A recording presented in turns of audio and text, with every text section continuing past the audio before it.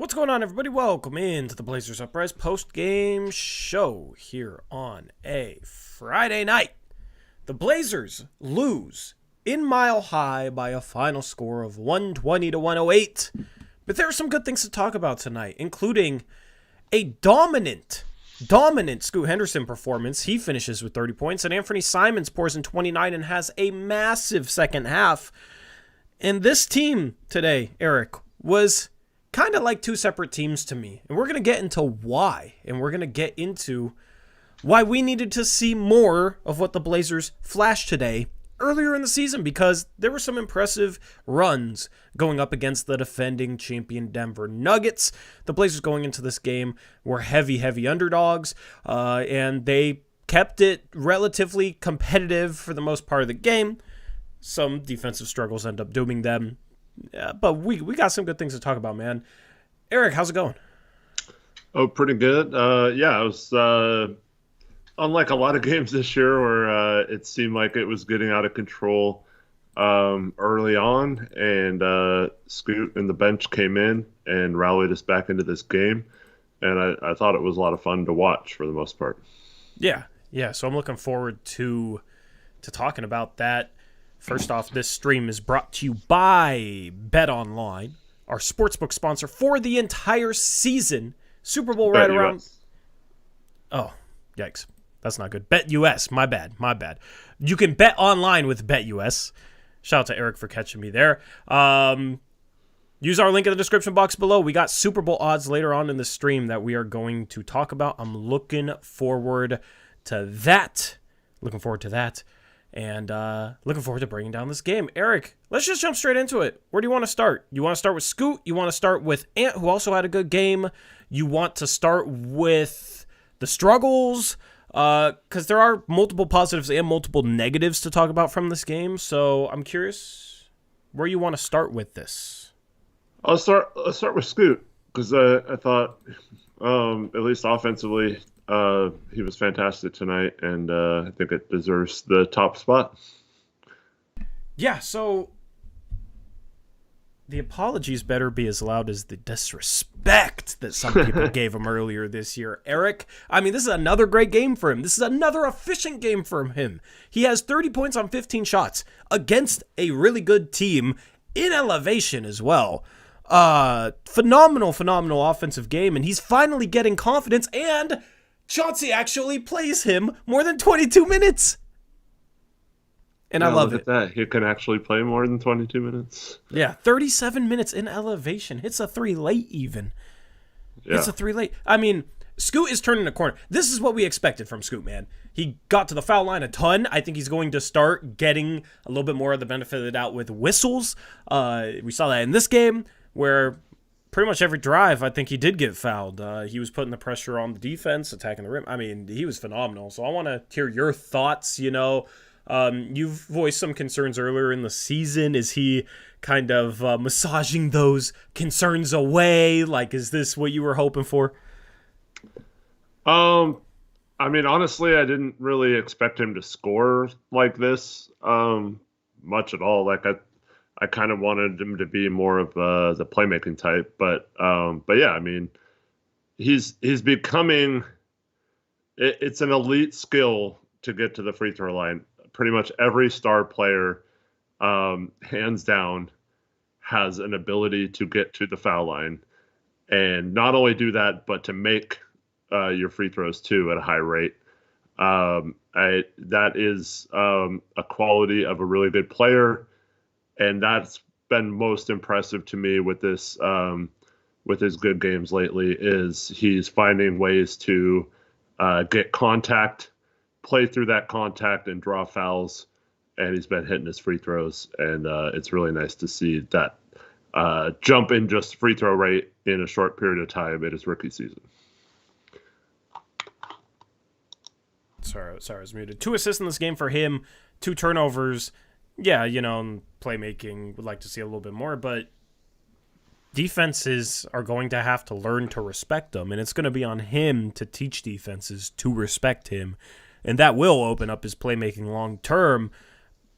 in this game, man, 8 for 15, 3 for 7 from 3. He's 5 for 8 inside the arc and gets to the line 12 times. I mean, that's super efficient basketball. And that was one of the biggest critiques in some games where he'd show some flashes is at the end of the day, you'd still look at his shooting, and it wasn't efficient. This is 3 straight games where he shot at least 50% or better from the field. So all of a sudden, he's found some level of efficiency, and he's just getting better and better at picking his spots. He's shooting the 3-ball confidently.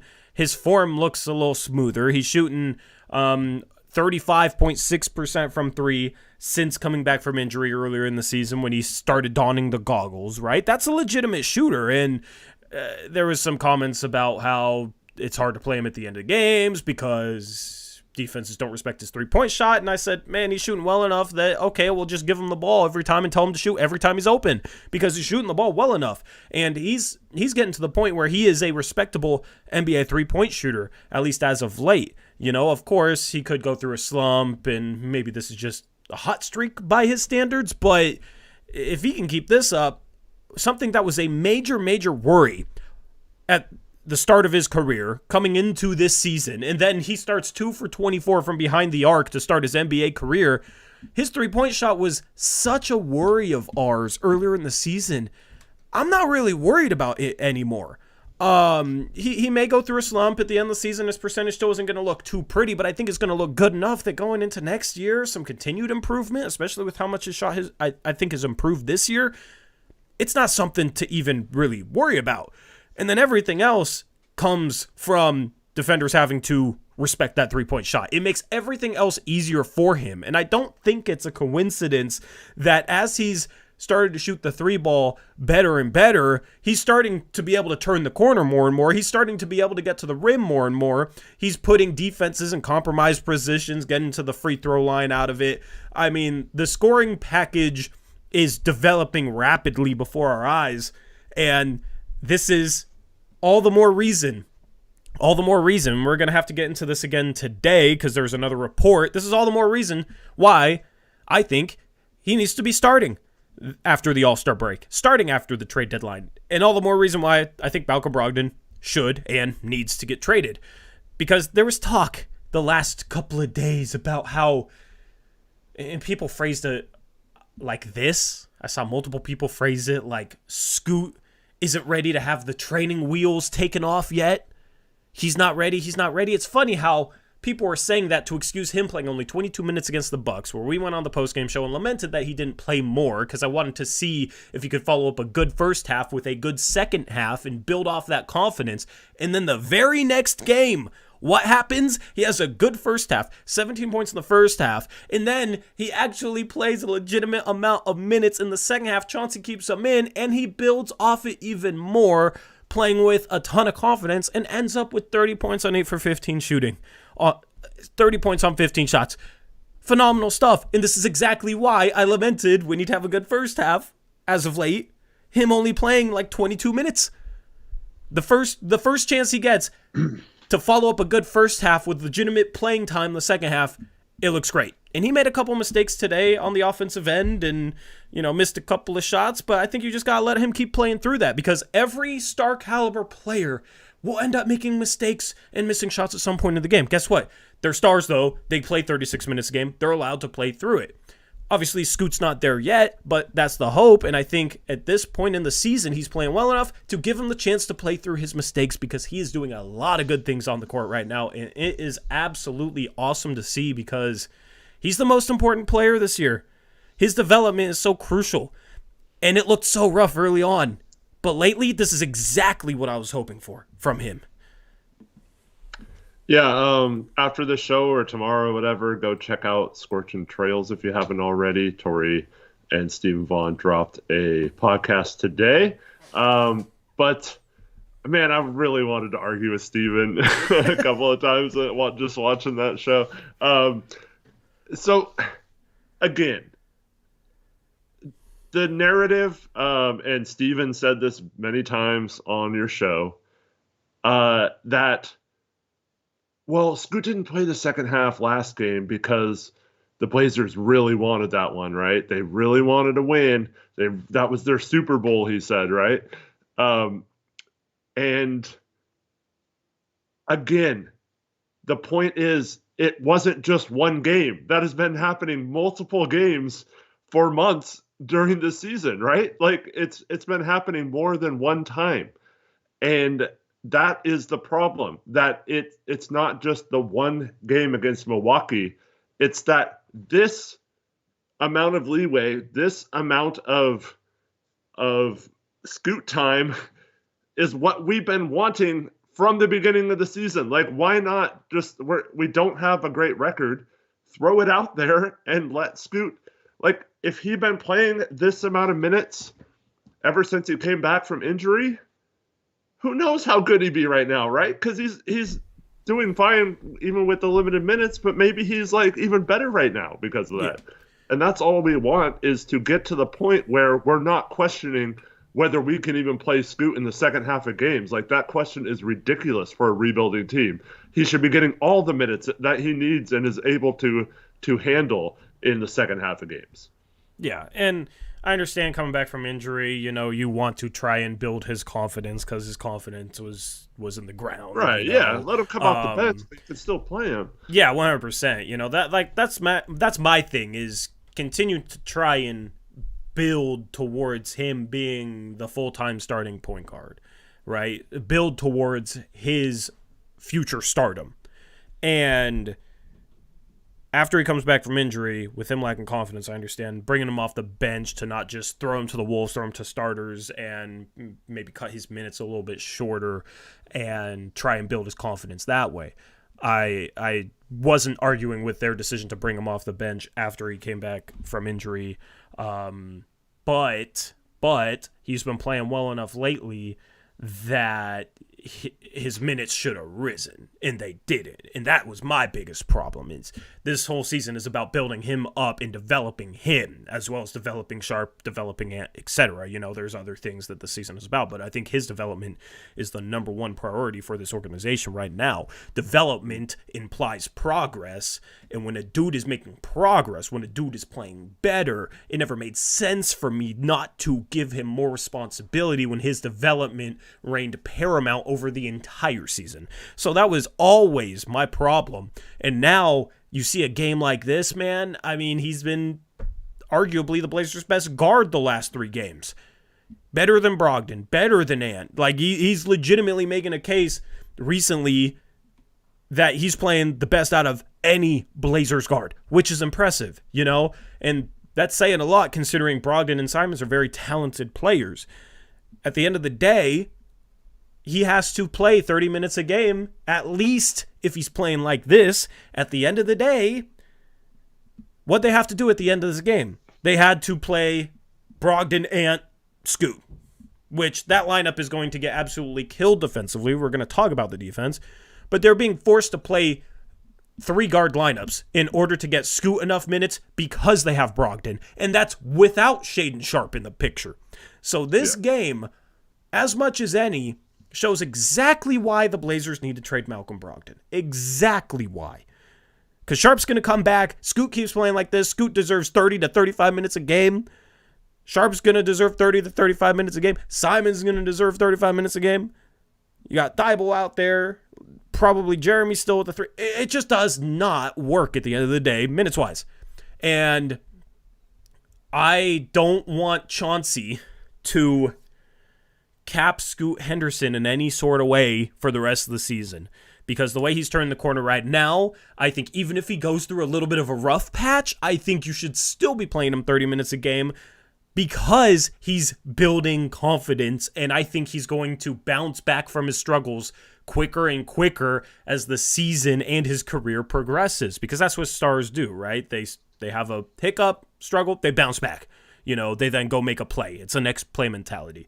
And I feel like Scoot is starting to get to the point where he can make a couple of mistakes and bounce back from them, whereas earlier in the season, his play would fall off a cliff in a way. So at the end of the day, this dude needs to be playing at least 30 minutes a game, and I think this game was an exact example of what we've been talking about. Yeah, absolutely. I mean, I think the season's been an example of that. I think you put it best when you said or made fun of the people who said that he's not ready to have the training wheels taken off. I mean, how is he not ready to have the training wheels taken off, right? Like, how is that? They took the Not training, the case. legitimately, they said that, and then today was the perfect example of taking the training wheels off because he's playing an elevation for maybe the first time ever against the defending champs on the road and plays 37 minutes. I mean, how do you take the training wheels off more than that? It's almost like they turned his bicycle into a unicycle and he still rode it. Yeah, and that's another thing you guys talked about in Scorching Trails. Steven, this is one of the few things I agreed with him. Well, he actually wants to trade Brogdon too, so I agreed with him on that as well. But he mentioned something that we haven't really talked about during the season much, but we did talk about it a lot during the off season, and that's I do think Scoot needs to live up to close to his potential and be a star in order for this version of the rebuild. Now, we could get lucky with a future draft pick and hit on a pick that we weren't expecting to be as good as Scoot ends up being better or whatever. It's still possible to maximize the rebuild and get lucky with a good pick. But I do think we need Scoot to be a star, and he's showing glimpses of it. Let him show as many glimpses as possible. Let him get all the time and stuff, get all his learning curve, like just get a lot of that out of the way this season. So next year we can hit the ground running. He's fully confident, knows his job in the NBA, knows how to play, and we're ready to go. 100%, man. I'm feeling good about Scoot right now. This game was great from him. And the other thing that I think goes hand in hand with Scoot playing well, and I teased this in the intro talking about a tale of two teams, the pace with him in the game was impressive. And we've lamented it all season how this team doesn't play with enough pace because they are not a good half-court team. They should be trying to get out and run every single chance they get, especially with Scoot in the game. But I think, it's lately been up to Scoot to push that pace, and he's effectively doing it. He tried to do it a little earlier in the year, but was completely out of control as a 19-year-old rookie, fresh into the league at the point guard spot, right? Now he's starting to push the pace under control and make things happen out of it. And it's resulted in some good runs against good teams, the Bucks, the Nuggets, where he's been in charge of that. And the offense, even if it's not a Scoot bucket or a Scoot assist, the offense is able to generate good shots by pushing the ball up instead of walking it. And I think he's been the catalyst behind that. It's something the Blazers should have done a lot more at the beginning of the year. It didn't really make sense to me why they are so slow bringing the ball up. Honestly, this is another reason why I want to trade Malcolm Brogdon, because I feel like he is a guy that likes to walk the ball up a little bit too much. And veteran guys, like he's more of a half-court, slow-paced player. I would rather trade him, maybe even trade Jeremy, because Jeremy is like a half-court guy, walk the ball up, and get guys that can get out and run and just see what this team looks like with these young guards, with this nucleus, playing at a top 5 pace in the league. Because I feel like every time this team ratchets up the pace, they're good. Like, legitimately able to get quality shots out of it. They don't struggle to get quality shots when they push the pace. They just don't push the pace enough. So, Execution statistically, like, I don't think they're an impressive transition offense statistically. Some of it comes down to execution, and maybe this is more recent. But in order to small sample size. Yeah, small sample size. In order to be good at pushing the pace, you need to do it. Like, you need to get comfortable doing it. And the problem is this team, for whatever reason, all season long has been uncomfortable pushing the pace. And I think it shows up maybe if you look at, points per transition, possession, whatever. But when they start to get in a rhythm where they are consistently pushing the pace, then they start to get good shots. Then they start to make things happen. And Scoot is the type of guy where he is going to excel in transition during his NBA career, and we've seen it against Milwaukee and against Denver tonight. Milwaukee's defense kind of questionable. Denver, they're the defending champs, and they were able to get going just by pushing the pace and playing fast, and Scoot being able to get the ball out in transition and put pressure on the defense. So I want to see more of that, and I think the pace has looked completely different with him in the game compared to on the bench the last couple of games. Yeah, maybe a little bit. I kind of disagree. I don't think it's necessarily Brogdon that's the problem with pushing the ball up. I think it's even Scoot. He's not the only problem. It's not like there's one problem. Yeah, I just think pushing it up is more of a mindset and like a team. Like the coaches have to drill that into the team to push, go, go, go, and they have to like ask questions when we're not pushing the ball, when we're slowing it up. Why are you doing that? Why are you doing that? Until they start every time not thinking about it and just push it up naturally. So I think I just think the coaches need to do a better job. We've seen it for 12 years now of kind of slowing the ball up a lot more, way more than they should. I think it's got to be a team-wide thing where everyone is getting out and running and is on the same page there, and not just like one person coming in and kind of doing it sometimes. Yeah, but I mean, how do transition possessions start if there's a shot and a rebound? It's how quickly can you, as a big man or whoever rebounds the ball, get the ball out of your hands to an outlet, and then once the outlet catches the ball, are they catching it and slowly jogging up the sideline with it, or are they catching it and sprinting up the sideline or quickly pushing the pace up the sideline, maybe bringing it back middle, getting a defender to collapse to him, kicking, sparking some ball movement, and then you're in something the defense never had a chance to set up. So that's the thing with Scoot as of late. Like, he catches an outlet pass and he goes. Brogdon and even Ant and Dame was even this way. Those guys all have a tendency, I feel like, to catch the ball as an outlet and start to kind of walk the ball up the floor and try and set something up. And the thing is, we barely set anything up in the half court anyway. Like, our half court offense is so uncreative, there is no reason for us not to try and push the pace, and then we can fall back on running a freaking pick and roll or running whatever basic action. Because we legitimately, and I was in the Bucks game, I commented on this, there was a couple times where I'm just watching the shot clock and I'm watching them set up, and it takes us 12, 13, 14 seconds of shot clock to set up a pick and roll, and that's all we're running. I'd rather spend those 12 seconds trying to push the pace, maybe making a couple swing passes, then we can run into a pick and roll, and maybe the defense isn't set. So I think the biggest thing with whoever we outlet it to is, are they actually pushing the pace up the sideline? Because you can spark good things out of that. And I feel like for the longest time, and this is probably an older veteran kind of thing, like, guys will just slowly jog up the sideline with the ball to set up some sort of half court. Yeah. Well, I mean, to be fair tonight, too, I mean, when we did get turnovers or rebounds, we did run a little bit. But the problem is we only had 24 defensive rebounds the entire game, gave up 16 offensive rebounds. We did a pretty good job on the offensive rebounds ourselves. But if you're trying to push the pace and what is that? 40% or so of the rebounds are not going to your team on the defensive end. It's really hard to get out and run too much if that's the problem. So I think tonight rebounding was one of the issues why they had trouble running. Yeah.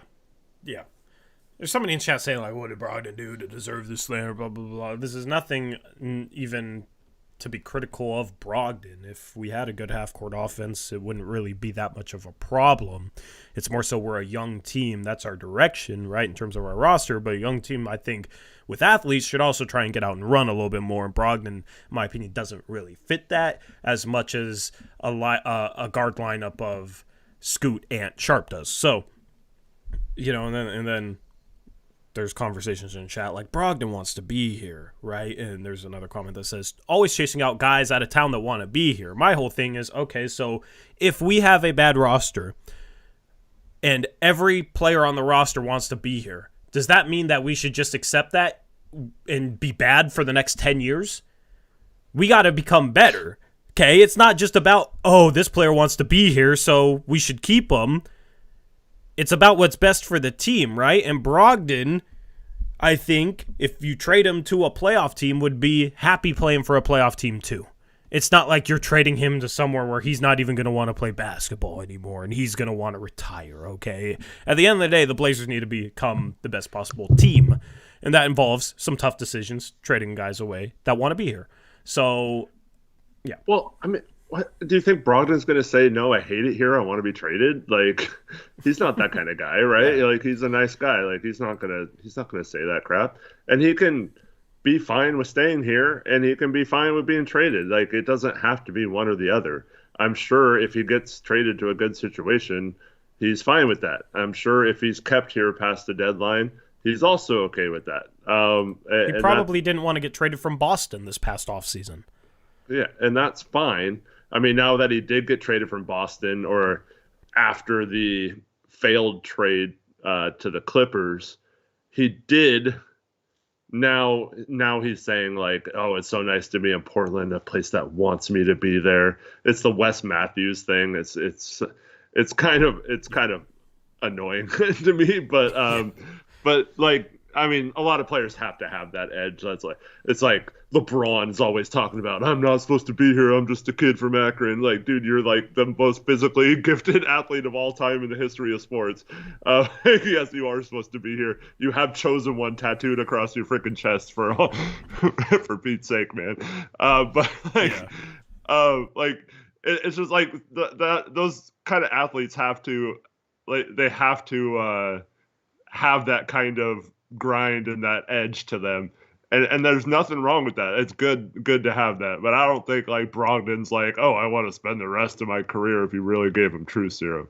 But yeah, I like that he feels valued here, and I mean, why wouldn't he feel valued here? We're like playing him a ton, and we traded for him and all that. Like, I mean, of course, but I guarantee you, the minute he gets traded to another team, he'll say that he's happy to be there and wants to be there too. That's just who he is. Yeah. I mean, at the end of the day, it only makes sense to trade Brogdon. Okay. Now let's just talk about this report, and then we're going to talk about Ant. Now, JP Savvy, thank you for your donut. I'll read it off when we talk about Ant. But first, I just want to talk about, there was a latest report, I think it was from Shams, that said that there's growing skepticism amongst rival executives that Portland is going to keep Malcolm Brogdon. I'm paraphrasing, but essentially something like that. And Jeremy Grant, yeah, it was included. Yeah, Jeremy Grant, I believe. Eric, let me word it this way. And I can't believe I'm saying this either. I don't think Joe Cronin is dumb enough to be that desperate to hang on to Malcolm Brogdon. I legitimately... I don't know. I legitimately... I'm not going to say that because I'm... It's possible that he is, okay? It's possible. But if I had to guess, this is just smokescreen. Because who loved Scoot so much that he was afraid to trade the third pick? It was Joe Cronin. Scoot has a game like this. Scoot has a couple of games like he had leading up to this. Sharp's coming back. That's another Joe Cronin draft pick, right? It's not that he doesn't value Scoot and Sharp. And I do think he sees the writing on the wall, because if he doesn't, then oh my goodness, he's horrible. Like, I legitimately don't think he's a good GM, but I think anything regarding the Blazers keeping Brogdon is a smokescreen, because it makes zero logical sense, and I don't think it makes any logical sense to Joe Cronin to keep Malcolm Brogdon. What if they truly believe Brogdon's the reason why Scoot's now playing well? They could believe a bunch of things. I don't think they're that dumb. Troy, I already know it's going to happen. Okay. We've been saying this for months, so it's not some spur of the moment thing. But just like anytime I freaking tweet, I'm not going to tweet anymore because I'm so sick of it. It's like the same 20 people that are like, this dude's just looking for stuff to be angry about. Block them. I know. It's just, it's so Don't annoying. let them ruin your will to tweet. But listen, that's what it's going to be. We're going to go off. I already know it's going to happen. We're going to have this angry rant, and everyone's going to call us, names and crap and all this stuff for, like, how could you be like, Cronin's so good. You're just looking for reasons to hate him for no reason. Why are you guys complaining? That's all they do. They're so negative. Here's the thing, though, Eric. I think most people still want Brogdon traded. Like, I don't know, man. I saw. Go ahead. Well, I saw someone who's in our GC, I think, posted a thing like, how are Brogdon's still on the team after the trade deadline? How are we feeling? And it was like mostly like, great, that awesome, yeah, let's go. He's still on the team and all this. I'm like, oh my goodness. Yeah, I mean, I did a Twitter poll. Like 90% of our community wants Brogdon traded, right? But so Rip City Reddit has a Discord, okay? And in that Discord, they occasionally do chat polls or like Discord polls, okay? And one of the polls they did earlier today was, do you want the Blazers to trade Malcolm Brogdon at the trade deadline? Okay. What percentage of people do you think wanted Malcolm Brogdon traded at the trade deadline, according to Rip City Reddit Discord? Well, if you're bringing it up, I'm guessing that it was pretty high of people wanted traded. It was pretty high. If you didn't say anything, I would say like 50-50. Yeah. I would say. No, 87% of people wanted him. Said they want him traded. Oh, okay. All right. I feel like maybe, and I'm included in this, like we've over exaggerated like the amount of people that don't want him traded or want to keep him. I don't know. But here's the thing with any polls though, is results will vary depending on where the poll is. Yeah. But I don't know, because it's not like a vocal minority. Like I know I'm assuming most people, like a majority of people, still want Brogdon traded, but it's like all the media is now putting out this stuff like, oh, we're gonna keep him, and like I don't know, it's just at this point though, like I am not going to worry about them potentially keeping them, or if they keep them, people saying we're negative. People are always going to say we're negative, Eric. People are always going to say that. Mm-hmm. If they trade Brogdon and we're super positive, people will still say we're negative. Like last season, the whole 2/3 of the season, I was insanely positive about the team. I still get called negative. I've been defending Scoot from Scoot doubters and haters, and I'm not saying you, because I know we've disagreed a little bit. You're not one of those people. Like, you have had reasonable concern. There's a difference between reasonable concern and like some of the hate he's gotten, right? I was like, he's a bust. He sucks. Yeah, right. Like, but I've been sitting here on the positive side of things with Scoot, saying like, I'm not worried about him. He'll figure it out. He's a great. Like, I've been positive on various things, and everything I'm negative towards, most of the time I set the standard before it even happens, saying like, this is why I think they should do this, right? And then they do the opposite, and then I'm mad because of it, right? Like, I set the standard. I still get called super, super negative and blah, blah, blah, right? And so at the end of the day, I don't care if people think we're negative for potentially criticizing Joe Cronin keeping Malcolm Brogdon. Because most people, anywhere you ask, say that Malcolm Brogdon should be traded, okay? So it's not a minority opinion in the first place, and like 99% of the fan base before the season agreed that Malcolm Brogdon should be traded by the trade deadline, okay? And it's a very easy case to make. Scoot's playing great. You got Ant, and then Shaden Sharp's going to come back, right? So it's putting value in those guys. So if we're negative for wanting to value those guys in a rebuild, then that's ridiculous. Yeah, I like what you always say is like when we're trying to win last year, we trade our starter for a first round pick, and now we're trying to build this thing back up the right way, and now we're going to keep a 31-year-old for what? Like I don't understand the argument. Yeah. But yeah, here's the thing though. Everything I've heard about Brogdon, it's always multiple teams have called the Blazers about Malcolm Brogdon and Jeremy Grant. Multiple executives have said that they believe that Portland's not trading them. Multiple, which means there is a high level of interest in those guys. We're having multiple teams call. Okay. Do not go ahead.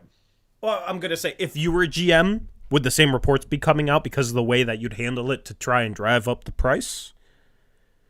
I mean, yeah, I might do that, but I have no faith in Cronin to like manipulate the media like that, you know? Like, I fully understand that. I fully understand that, but like I think about like if it was a good GM, this is what we'd be hearing, right?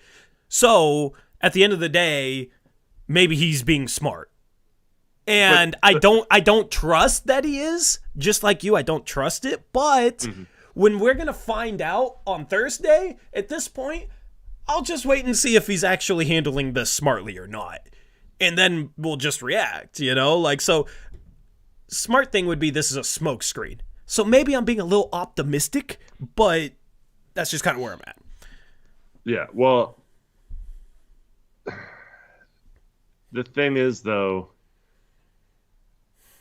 I think there's a point where teams might stop calling if he's asking too much, you know what I mean?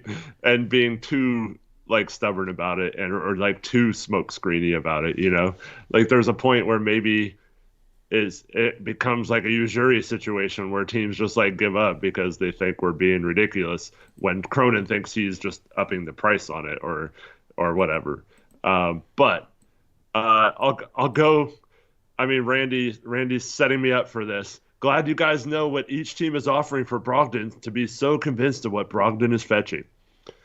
All right, there is no way to sugarcoat this. If Cronin does not trade Malcolm Brogdon, it's a terrible decision. If Cronin cannot get at least a first-round pick value for Malcolm Brogdon, he is a horrible GM and does not deserve to be our GM. There is no possible way you can justify him sitting up there saying, oh, the best offer was second rounds. What are we supposed to do? Like, there were no good teams offering anything for him.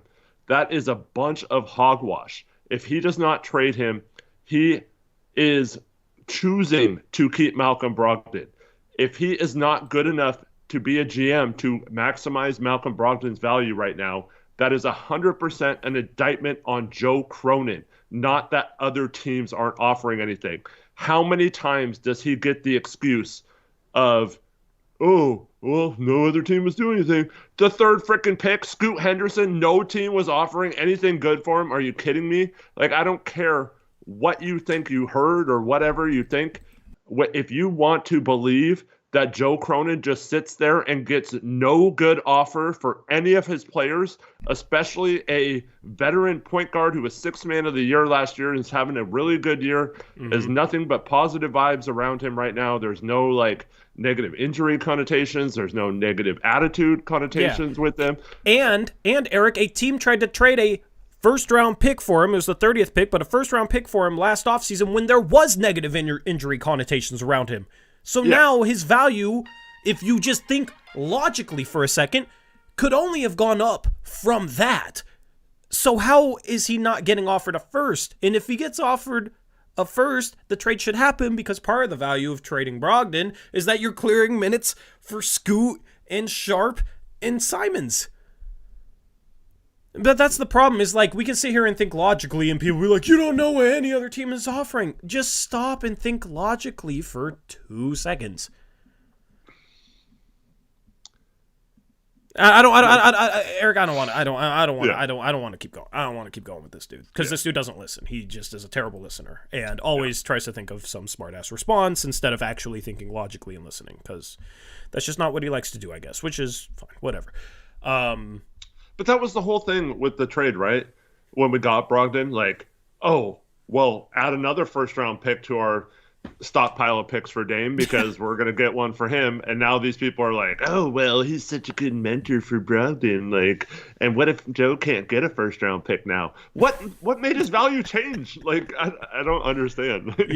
Yeah. Basically, it all comes back to we can never know enough to ever judge the GM on anything, so we should never talk about anything regarding the GM. It's basically what the conversation is. Basically like Randy and his logic.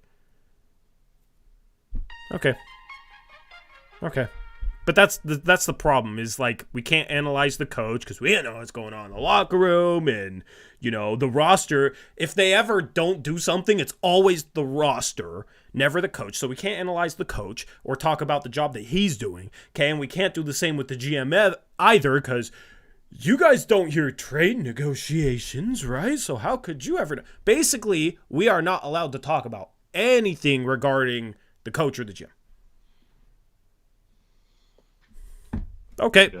Let's read some donations. Yeah, it's just legitimately, you can put logical thinking to the test with these situations. Yeah. I mean, I don't know how else to explain it. Shout out to JP Savvy. €2 dono says dono for Ant kept them in the game and still gets hate. Yeah, we had a Ant hater at the start of the stream. We're gonna talk about Ant next. I'm looking forward to that because Ant was on fire the second half. Thor Leighton, $2 donation says trade Brogdon for the GOAT Pat Bev. Oh man, Brandon Romero, $2 donation. Maybe Pat Bev can teach Scoot how to get back on defense. Yeah, I mean, that would be cool. Pat Bev, see, that's the type of mentor where, like, you probably don't have to play him a whole bunch, and you would play Scoot ahead of him, right? And it's like, okay, go get a vet mentor like that, right? In a trade or whatever. And then Brandon Romero, a $2 donation, says, what's your perfect scenario after the deadline? Scenario. And then he had another $2 donation to correct the spelling with scenario. So awesome. I love that you had that typo and then donated again to fix it. We appreciate it. Thanks, fellas. Perfect scenario after the deadline, since we're on the topic of trade, and then we'll get into JP Savvy. You know, his dono was about Ant, and I want to talk about Ant. But first, perfect scenario after the deadline. I think, honestly, like, the perfect scenario is trading, in my opinion, Brogdon, Thibault, and Grant for value. But at this point, I would be happy with just trading Brogdon. And then after the deadline, you got Scoot, Ant, Sharp, all three starting just to see how that looks. The expectation might be that it's, you know, bad on the defensive end and struggles, but I want to see a legitimate sample size of those guys starting together against other starters because I think it will help us make more educated decisions on which two we can keep or if we, you know, need to trade one in the future. So that's what I want to see after the deadline. Yep, I want to see the focus shift to the three young players and then or multiple young players, more than three. If we get another young player back in any type of deal, then you play him. Like, I mean, the best case scenario would be to get like a Juris Walker or someone like that in a trade that you could just plug in Jeremy's spot the rest of the season and let him see what he can do with the minutes and stuff. I mean, we look around the league, like this rookie class is killing it, Tori. Like there's so many good players. And there's also like really good players in the G League right now that can't even get minutes on their regular team because their players ahead of them are playing well and all that kind of stuff. So I would love to see just like maybe one more forward or a big or something that could get some minutes on this roster the rest of the season too. But I just want it to be purely about getting as much information as possible with Scoot, Anfernee, and Sharp, and seeing where those three can take us if they're given, 30 plus minutes a game to play with each other. Yep. Alrighty, let's talk about Ant. What are your thoughts on Ant today, Eric? I thought obviously he struggled to shoot the ball early on, and then really just got hot. Was an inferno there for a while. Thought I think he's doing. I mean, only 2 turnovers tonight, 4 assists. You'd like to see that number be a little bigger, but I'm guessing if you looked at the potential assists from this game, he'd have at least double digits for that. I felt like early on in this game he was being very passive, like trying to set up the offense. And Lamar and Calabro were even talking about how when we got down like 10-2 or whatever, that Ant's just going to have to learn when he needs to take over games and give a scoring punch because the passing wasn't working because we were missing all our shots. And so that's still a learning process for him. And I feel like he's doing about as good of a job as someone who is, for this season, seeing double teams and the pressure and the defensive coverages that he's seeing. I feel like he's really advanced for how little time he's had to learn that. I mean, it took Dame even a couple seasons to learn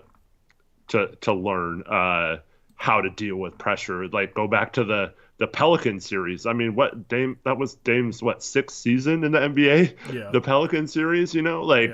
And he had to transform his game after that. And this is Ant's sixth season as well. But it's more, I mean, with Ant, his first few don't count in my opinion because he didn't have anywhere near this kind of role. So to me, when I look at how much attention he's receiving and how well he's handling that, how quick he's getting the ball to Ayton on the roll, how quick he's dribbling around it or finding ways to not turn the ball over or get trapped. I think he's doing a really good job of it. And I think it's going – the critics of Anfernee are vastly underrating how important it is to have someone like Anfernee Simons attracting the attention he's attracting, and how that allows someone like Scoot Henderson to explode like he did tonight, because Denver was not ready for Scoot to be like this tonight, right? And they didn't game plan for him to score 30 points. They did for Anfernee, though, and they did probably for Grant, and Grant was a late scratch, so that ended up being for naught. But I feel like Anfernee is a big reason why a lot of these other players are having career years and really good seasons. Yeah, I mean, the Ant criticism has always been kind of unhinged to me. Like, we had somebody at the start of the stream complaining about Ant shooting a 30-footer in transition with teammates open under the hoop. And I've watched every single 3 that Ant has missed. Nothing even close. Nothing even close to that. And it's frustrating when people make up scenarios to hate Ant on. And he had to take like 3 shots with 3 seconds or less on the shot clock that were insanely contested. A couple of which, like, I think it's unfair for him to have that go against his, shooting percentages. He goes 11 for 24. He struggled to start the game, was on fire second half. 11 for 24. 2 or 3 of those shots were just kind of BS shots that he had to shoot at the very, very end of a shot clock because the offense for large stretches of this game did get pretty stagnant, and he has to try and bail it out, right? That's a tough situation. And he still almost shoots 50% from the field. Still has a decently efficient night. Like, I don't understand that sort of criticism. And when he gets the ball, man, it's frustrating to me. Because when he gets the ball, everybody else just stands around and does nothing. And it forces him to have to go one-on-one. And when everybody else is standing around doing nothing, it allows the defense to set up some sort of help to like bother Ant and make things as tough as possible on Ant. But because other guys don't move, there's not really a good option out of a double team or out of help side defense, and the defense is able to rotate well because they're set up because nobody is moving. Like, legitimately, for people to say Ant is a selfish player, I think is absolutely ludicrous to me. Ant doesn't go out there and play like he's just trying to hunt numbers. He doesn't go out there and play like Jordan Poole. Ant doesn't play for flash. Like, the criticism of him being selfish is just truly, truly ridiculous to me. And a lot of times it's he has to try and bail out the offense. So he tries to bail out the offense, and then he gets called selfish for it. It doesn't make sense. Yeah. NBA you need players that can do that too. Like that's the silly part. You need players that can create. He's really the only one on this team outside of Grant being able to get his jumper up over people. He's the only one that does that. Now maybe Scoot and Sharp eventually become dependable in that, but up until now, those guys aren't necessarily consistent with that. So that's also an important skill. But the thing that drives me crazy, this guy Anfernee, this is why I'll always go to bat for him, because I have to sit here and read comments about how he's selfish and how he doesn't pass and he takes bad shots and all this stuff. If you guys were paying attention, Ant is going out of his freaking way. He's done it now. The reason why Ayton has been successful this last couple weeks, why Ayton's been playing much better, it's because Anfernee Simons has been setting him up and making a concerted effort to get him the ball multiple times a game. At the beginning of games, all throughout the game, Anfernee is trying. He's foregoing taking shots early in games to get DeAndre Ayton going. And Ayton's been responding with some pretty good games. I mean, he only takes 6 shots tonight, so it's kind of a weird game. But before that, I mean, almost all of his success lately has been because Anfernee has been the guy who has started getting him the ball, and his teammates have kind of followed after that.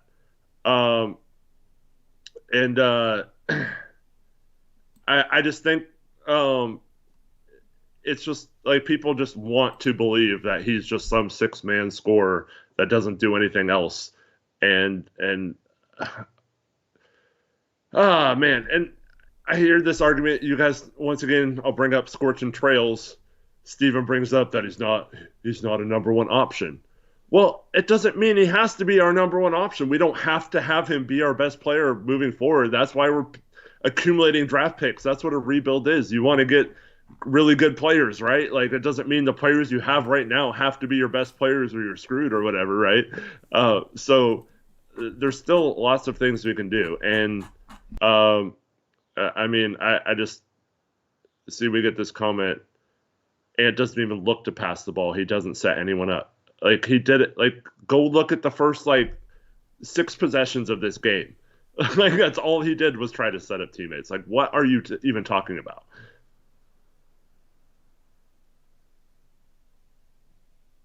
Crazy.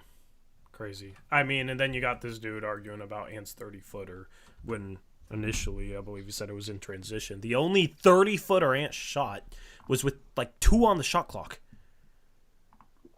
according to NBA.com. Okay? I don't understand why we always got to deal with make-believe. I don't understand it.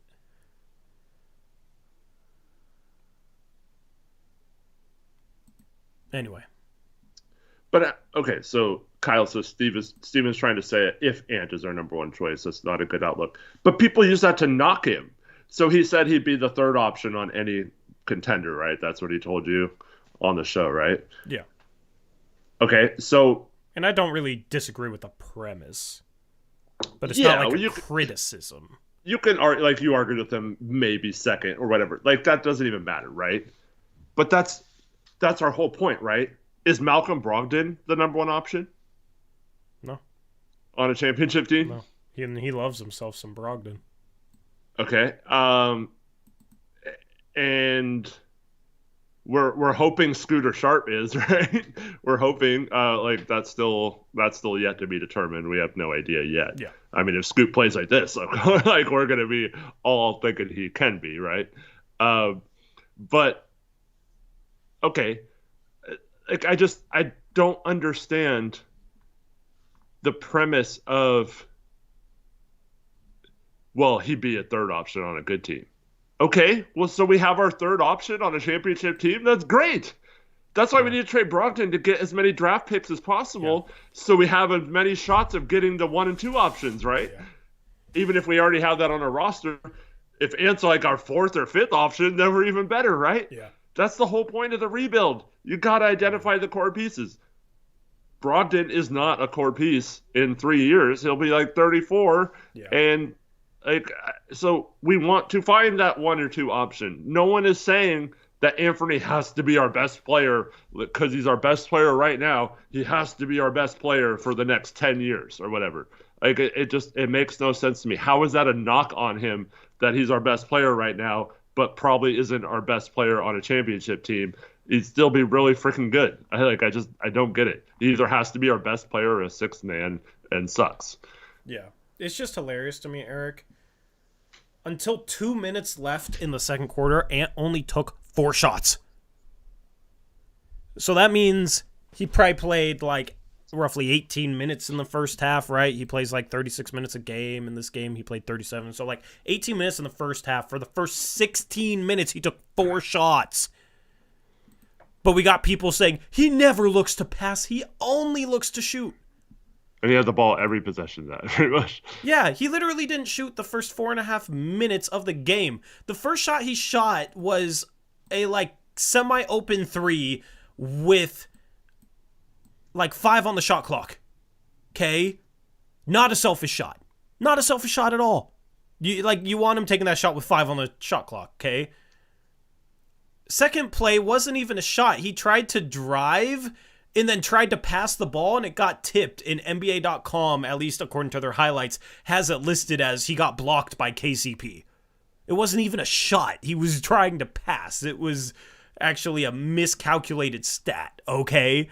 His third shot of the game, he shoots a runner with 1 on the shot clock. That he had to.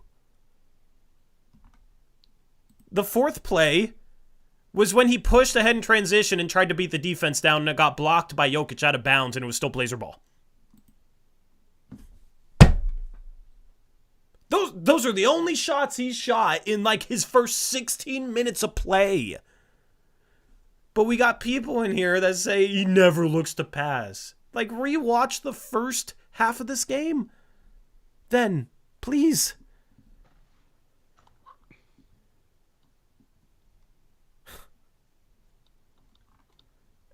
Frustrated, man. Frustrated.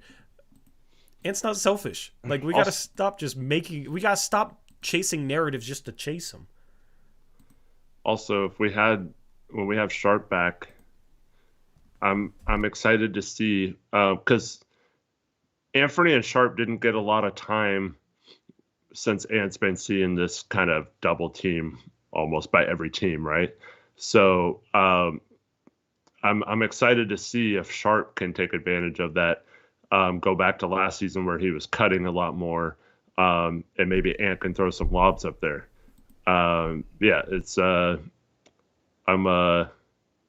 I'm excited to see those guys play with each other again. Okay, this Preston dude in chat is really getting on my bad side. He says, y'all don't see reality, bruh. Don't get mad at me for being real. I literally just rewatched his first 4 shots, and I'm literally looking at the shot tracker, and I'm literally telling you exactly what happened. But because it doesn't fit with your narrative, I'm not seeing reality. Okay, bro. Okay, man. I wish we could show clips on stream, because I swear, sometimes we get people that I think they watched a different game and are talking about, like, they watched a Wizards game and they think Jordan Poole is Anfernee Simons. You know what I mean? Like, I just don't understand how we watch the same game. The other thing is I don't understand why people focus on like one person because the ball movement wasn't great outside of the second quarter. I thought it was pretty good, but the ball movement overall wasn't great. Hmm. And our team had what 14 assists as a whole team. Yeah. Um, but like Preston, for example, was going off about how Scoot plays the right way and stuff. I mean, he only had 2 assists. Yeah. Like, is like what? And I'm not saying it's good or bad. I'm just saying like why do why does Scoot not get your? Oh, he took Scoot hardly passed it all this game. Like, and that's not a bad thing. Like Scoot, I felt like took shots that he needed to take. Like Yeah. sometimes you have to do that, right? Yeah. And so, um, yeah,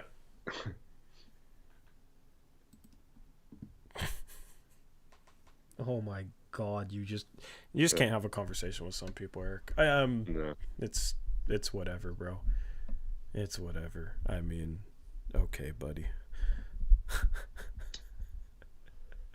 Taylor, it's not about what you're there in. It's if It's about one what's happening in the course of the if game. two players score 30 points, which basically happened tonight, 30 and 29, and one player is getting criticized for ball hogging and the other player isn't, when both of them took a lot of shots, I mean, Scoot didn't take a lot of shots technically, field goal attempts, but he when you drive and get to the line, that's not passing. So they were both good in this game, I thought, and both took mostly shots that you have to take. Sometimes Anfernee has to take bad shots because, I mean, there's a lot of times, especially without Grant, he doesn't have players that can do anything. Yeah, I just don't understand why people don't realize that Ant has to take tough shots because of the offense. And every good player in the NBA Yeah. takes tough shots. Yeah. Every single one. Like there's a comment that says Ant plays a lot like Dame, and I don't think teams can win long term with that type of player, which is just a ridiculous comment because we only won long term because of Dame. But also when you have a stagnant offense and the ball's stuck on the perimeter and nobody knows what to do, guess what they do? They give it to the most talented scorer. Guess who that is? It's Ant. Okay.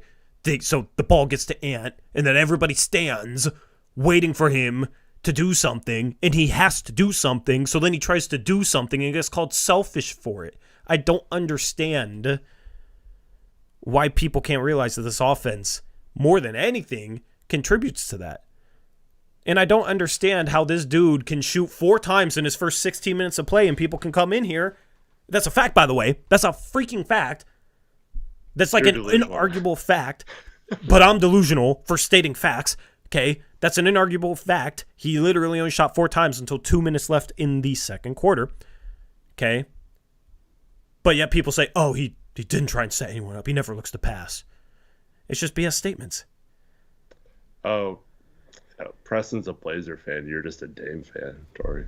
Okay, well, Preston, just get out of here, bro. Just get out of here then. If that's real, if you're gonna be like that, bro, I don't want to have a conversation with you because I can't, obviously. Next, he's gonna play the victim because you went through and proved that his pitching wasn't true. I don't want to get too caught up on this. It's just at the end of the day, like the Ant criticism has never been based on what's actually happening. I don't really understand it. Like, I will go back and try and look at what's actually happening. And for Gregory, who wanted to trade Dame and thought we could never win with Dame, Dame played with LaMarcus Aldridge for 3 seasons, and then Aldridge left. And ever since then, the best player he played with was CJ McCollum or Jeremy Grant. Like, what NBA player outside of maybe Jokic is winning? LeBron, maybe in his prime, is contending with that kind of roster, with that kind of help. I just it drives me crazy that the narrative is, oh, Dame's not a winner and Ant can't be a winner because he plays like Dame. It's like, get these guys some freaking help. It's dumb. Yeah. Why do I change my voice? Because man, I don't even answer. I want here.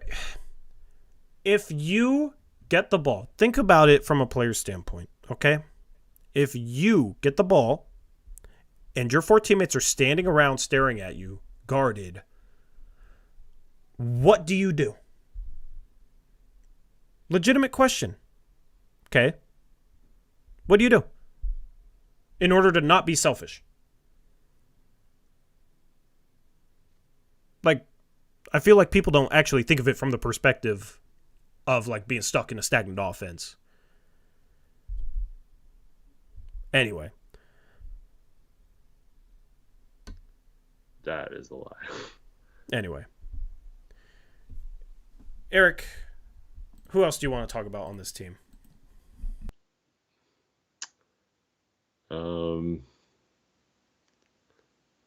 Uprise, I don't know.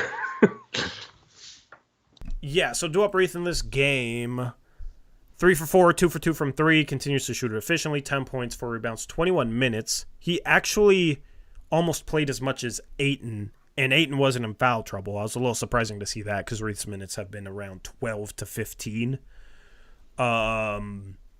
Plus 6. I mean, the bench was positive, actually, in this game. Scoot was plus 7, Reith plus 6, Chris Murray was a plus 8. He didn't really do anything, right?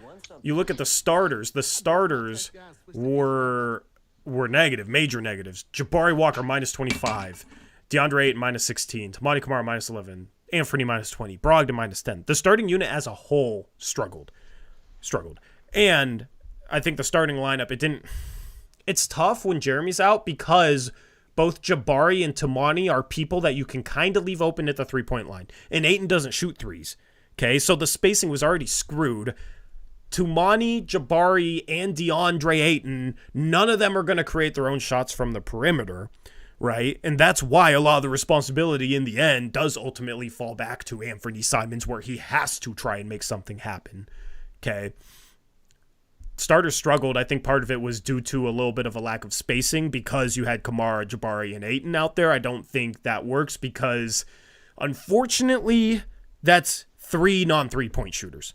Tamani and Jabari, they'll shoot threes, but they won't make them. To me, that makes them basically non-shooters from the three-point line. Defenses will leave them open. And I do think that contributed to some of the spacing problems. But then you bring in a bench, you got Uprise, he can shoot threes. And it makes it a little easier to have like a Tamani next to a Reith compared to like a Tamani next to an Ayton. Not that Reith is better than Ayton, simply because when you have like Tamani and Ayton or Jabari and Ayton, that's 2 non-shooters. Where you have like Tamani or Jabari with Reith, at least you have one of those front court spots being a guy that can shoot threes and space the floor and drag that center away from the rim. I think it makes it easier on everyone. So Reith today, 2 for 2 from 3. I mean, that 3-point shooting and a backup big, he's a legitimate stretch 5, Eric. Yeah, I think the big reason why they played him, I mean, I don't know why Ayton doesn't shoot threes. I still am just baffled by that because I think he could space the floor similar to what Reith is doing.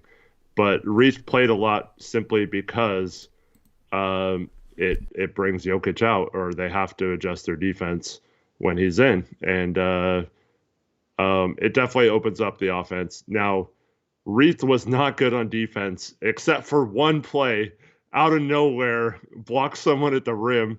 I forgot who it was, but it was a really amazing block. But one of the big reasons we lost this game was Reith and Ayton just did not control the defensive glass, and they're Ayton usually isn't a problem on that end.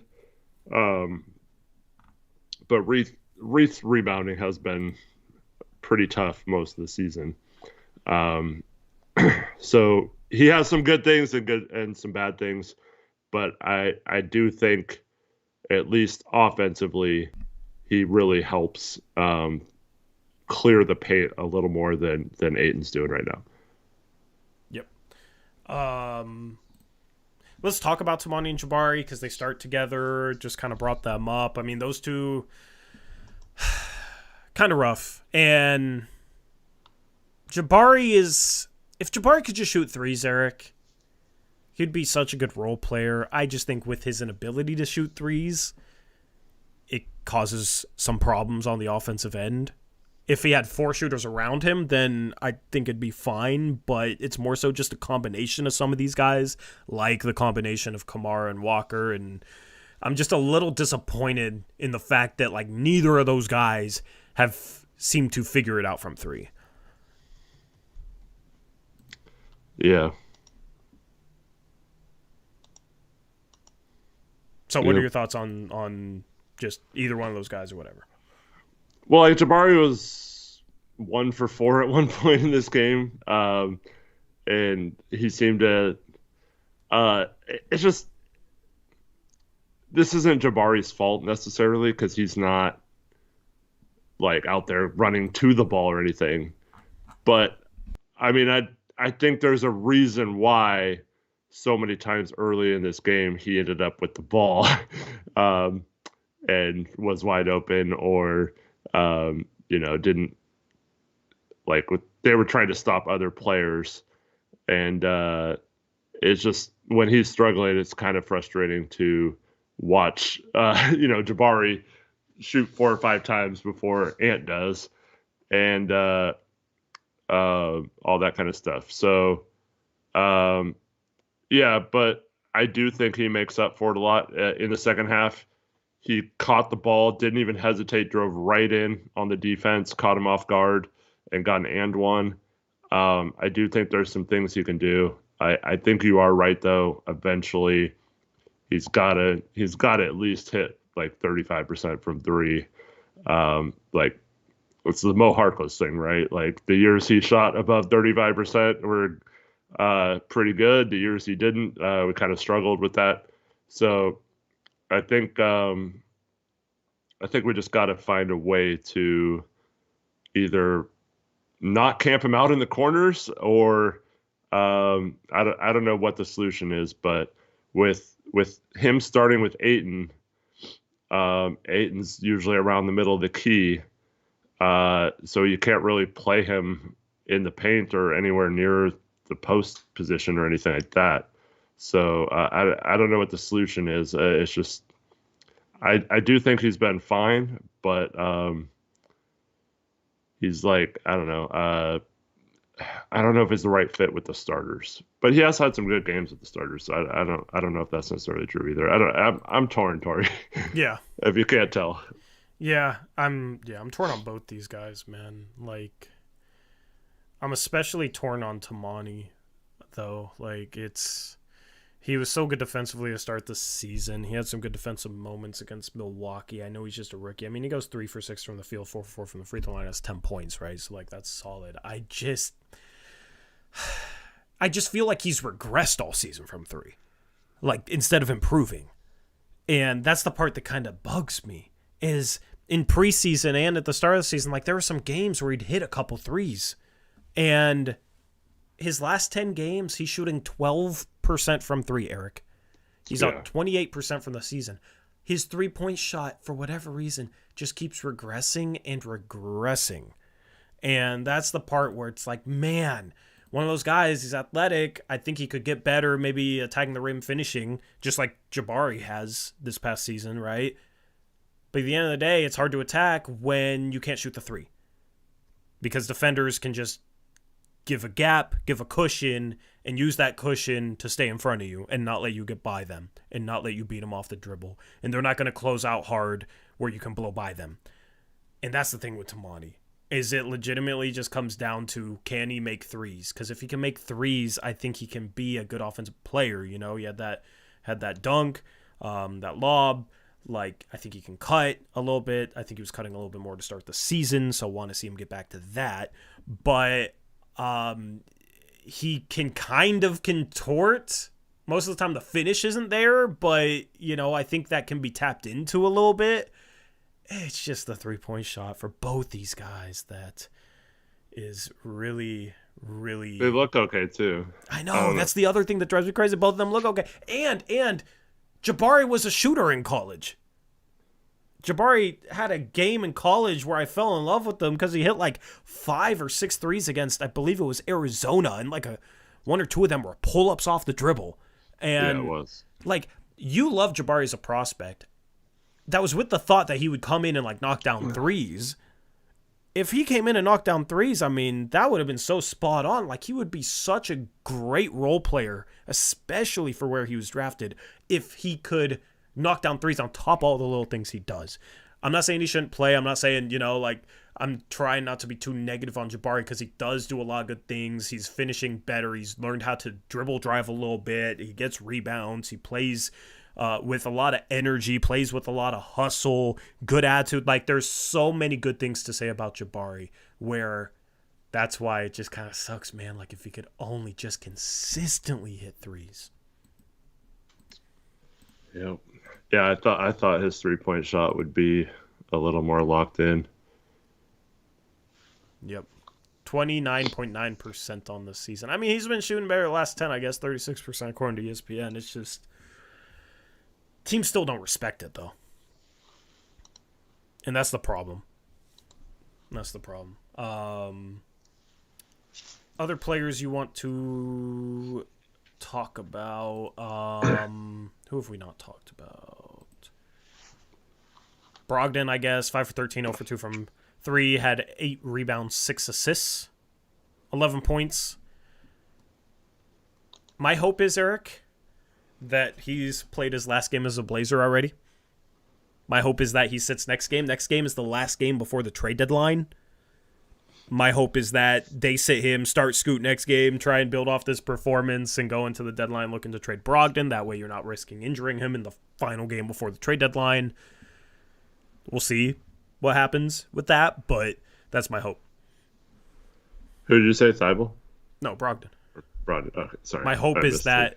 my hope is that Brogdon's plays. I heard everything you said. I just didn't hear the name. Broggy. I mean, they're going to play him next game. For some reason, they're going to play him next game. I think they want to win, so, yeah. But, yeah, I hope it's just one more game. I told you a couple games ago, after that game, he had like 29 points. I would not play him again as a Blazer. But, yeah, they obviously don't care about that. Yep.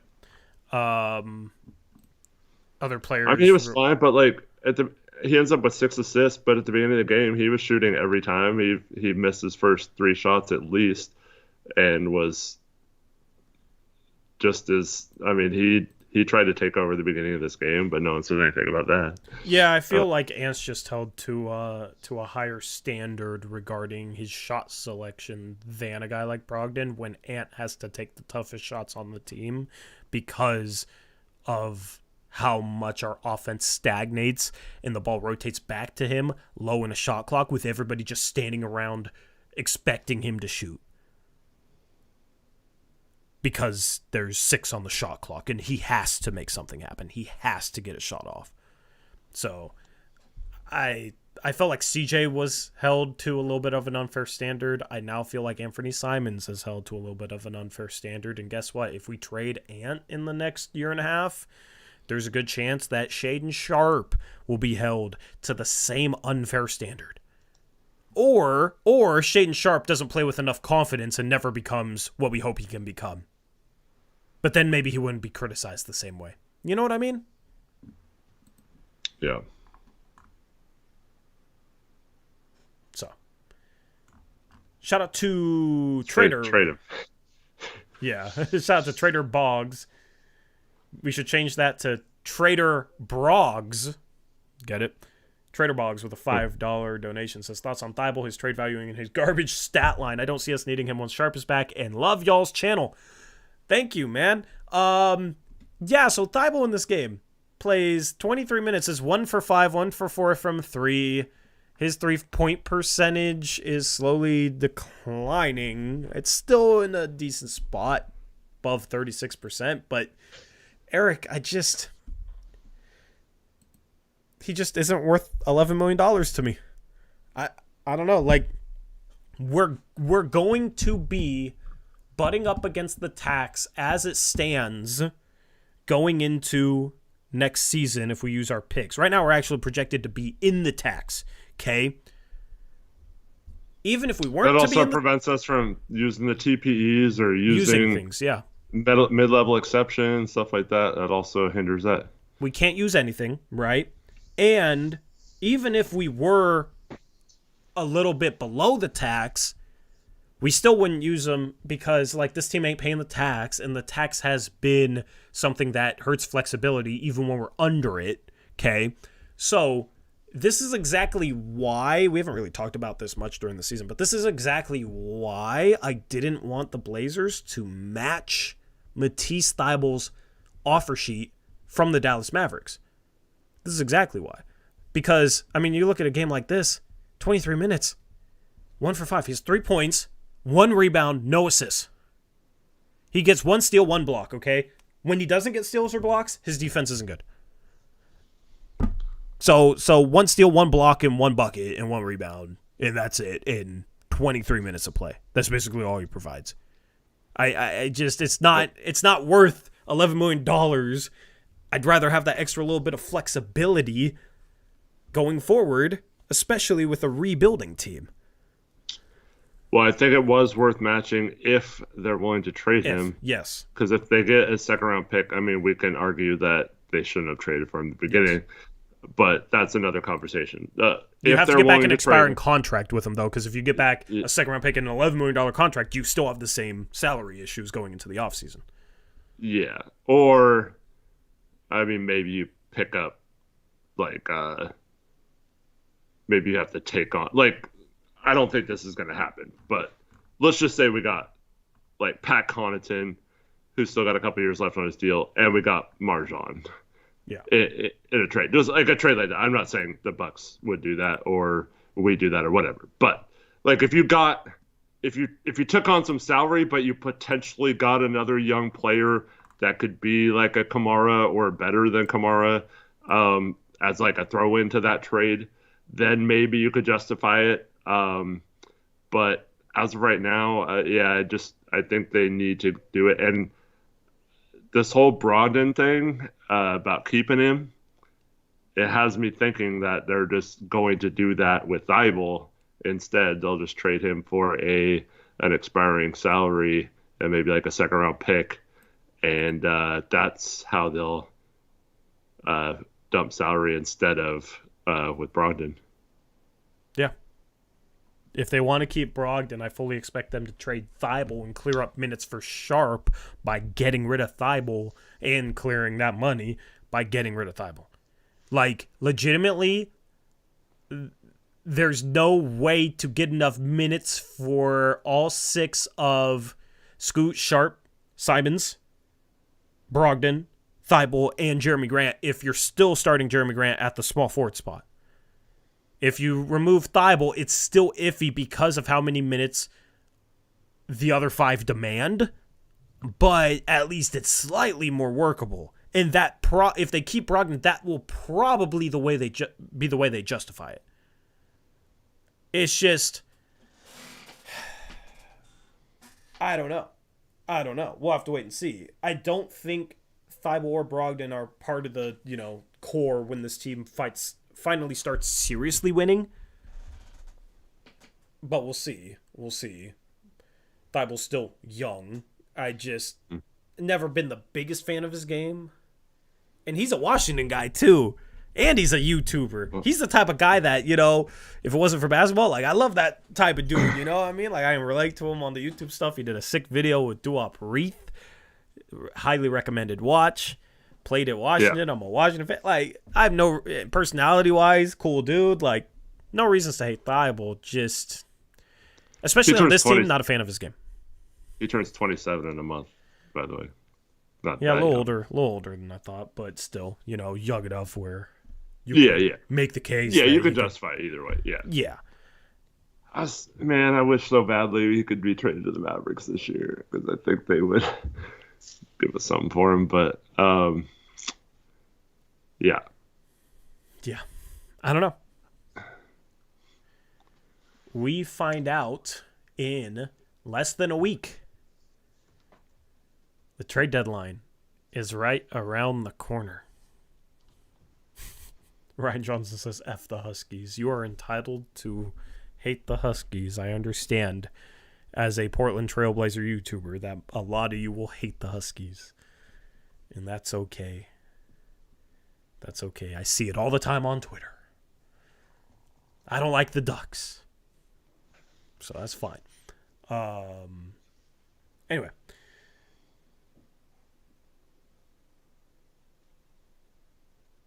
Mike says, I checked. It's a side note of it. It seems TP isn't affected by being a tax team. Eric. I don't even know what that means. Yeah. What's his point he's trying to make? I'm not. He said, I'm sorry. TP isn't affected by being in the tax.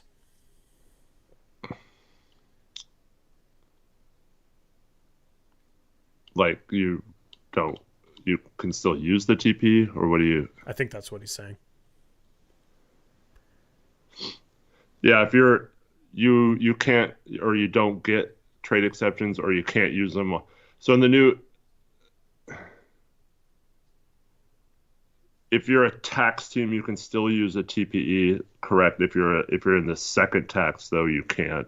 Yeah, if you're above the second tax apron, like Randy says.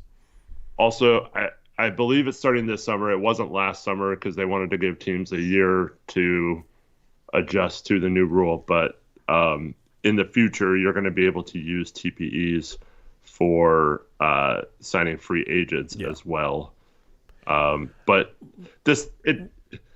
let me respond real quick. When we say that if we're close to the tax or in the tax, we can't use TPEs, we mean it from the standpoint of Jody Allen doesn't want to pay the tax, so we're not going to use it to take on even more salary. That's what I was going to say. Is for all intents and purposes, we're not going to be a tax team next year, so we're not going to use a TPE. Just like this year, we have like a disabled player exception or whatever for Robert Williams, and we have multiple TPEs. So the Blazers aren't going to use those, or like even if they could use the MLE on and go into the tax next year, they're not going to do that. So in my opinion, we have to kind of think of everything as the luxury tax line for this particular roster. Yeah. Basically, we think of the luxury tax line as a bit of a hard cap because Jody Allen doesn't want to pay it. Yeah. Now, they could be in the tax entering the season, then duck it, so obviously that wouldn't be like a true hard cap, but, right. I mean, does Jody even want to risk that? The last time we were in the tax, we took back cents on the dollar in a Norm Powell trade 6 days before the trade deadline in order to duck it. So, even... And they end up would have ducking it anyway in a CJ trade. Yeah, so at the end of the day, like, tax is just a no-go, so... Obviously, if we had a winning team with an owner that wanted to pay the tax, then yeah, it definitely changes the calculation of everything. I wish. Tyler, to be clear, we're not a luxury tax currently. We are projected, if we kept everyone, to be a luxury tax team next year with adding 2 lottery teams. So we're not a 15 and 34 team in the tax right now. Yeah, without the picks, we're projected to be like $8 to $9 million under the luxury tax. The salary cap is $1 million lower, and I believe the calculation was $9 million, so now it's probably like $8 million under. But that's not counting draft picks. First round draft picks get automatic rookie contracts, right? So if we draft somebody, say we end up with like our pick moves down a spot to 6th, and we get the Warriors pick at like 11th. That's still like $6 million for the 6th pick, and like I think like 3.5 for the 11th pick, somewhere in that range. That's going to be like $9.5 million. So that puts us into the tax, and that's without trading for any extra salary, using a TPE, using an MLE. So we're projected currently, given where our picks are and how much those rookie contracts would cost, we are currently projected to be in the tax. So we have to shed salary by getting rid of something, whether it's salary, whether it's trading the 10th pick for future picks if we get it from Golden State. Like, they have to do something to duck it, and they will. If they really want to keep Brogdon and Grant, then it becomes a situation of, okay, what exactly do they do to duck it? Who exactly do they trade to duck it? The answer might be Thibault. Yep, and then so just to give a brief history, since Jody took over, she took over the team because Paul died right before the season started in 2018, 2019. So he died in 2018. And that team would go on to make the Western Conference Finals. We were the 3 seed. She basically let Neil run the show, didn't really interfere much, let him trade for Rodney Hood and sign Enes Kanter after the deadline, and was willing to do that. I think the first year was kind of like, let's do this for Paul type of thing, and it would have been really hard to duck the tax, and it also would have been really hard to justify a team that's fighting for home court advantage in the playoffs all of a sudden like trading everyone away and ducking the tax. Like, that wasn't going to happen in her first year. So that was back in 2018, 2019. Then we have all the feel good stories. You can see Jody in the locker room after the Game 7 win in Denver. She is just as stoked as anyone else in there. And she was at like every game, all that kind of stuff. So, but that next year she allowed us to trade for Hassan Whiteside, and all that kind of stuff. I believe we had the highest payroll in the league that year, if I'm not mistaken. But we still made a cost-cutting move at the deadline, trading Scalloway for cash, and we got, but we ended up keeping Hassan Whiteside, and didn't trade him. And I think there's 2 ways you can look at that. One, they didn't want to take salary on for future years, and that was the first sign of that.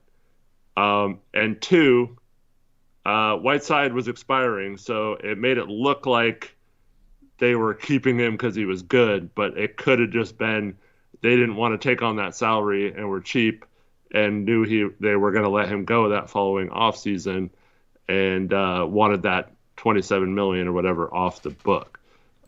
So ever since then, at every trade deadline, we have made moves not only to clear cap space the current season, but to clear it for the future season. And that was with Damian Lillard, with Joe Cronin, and Neil Olshey, both saying they wanted to win with Dame, and we're going to build it, and they're super committed, and Jody's going to willing to do anything it takes, including going to the tax. All their actions prove otherwise.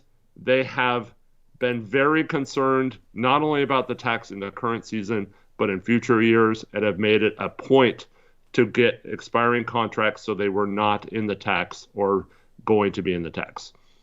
And so it would not make sense to me if all of a sudden this season, now that we've traded Dame and are 15-34 or whatever our record is, and all that kind of stuff, if now we're not concerned about being in the tax next year and we'll figure it out later. That's never been their mantra. They've always wanted to duck it first, and then if we need to make trades to go into it or do something, if we're really good, maybe you can discuss or justify going into it. But I seriously doubt they're going to go into this offseason projected to be a tax team and try to figure out how to get out of it. Yep, 100%. So that's the situation that we're in.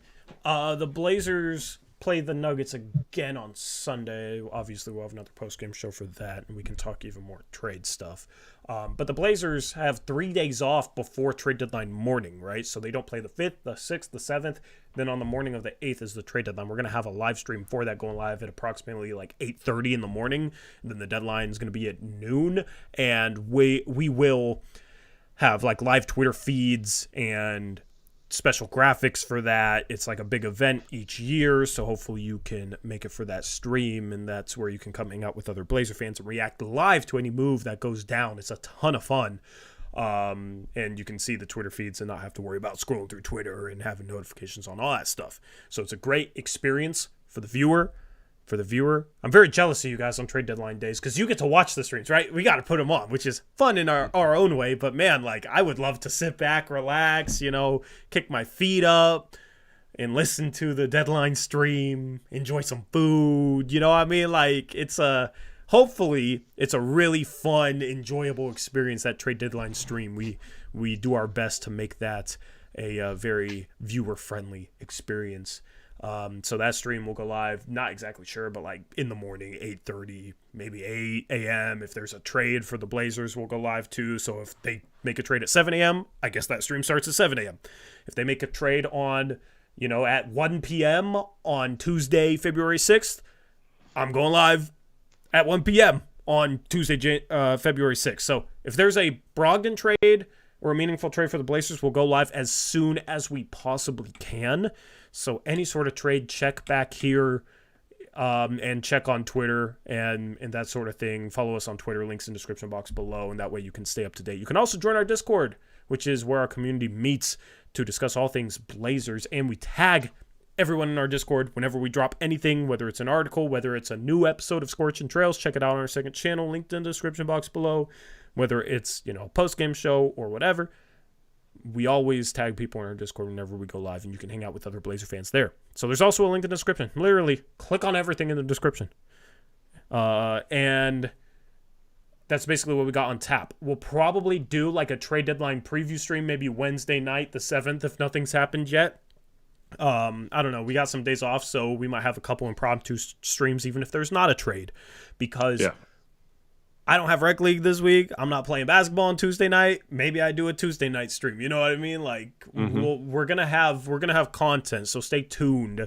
We're gonna have you covered, leading up to the trade deadline on Thursday, February 8th.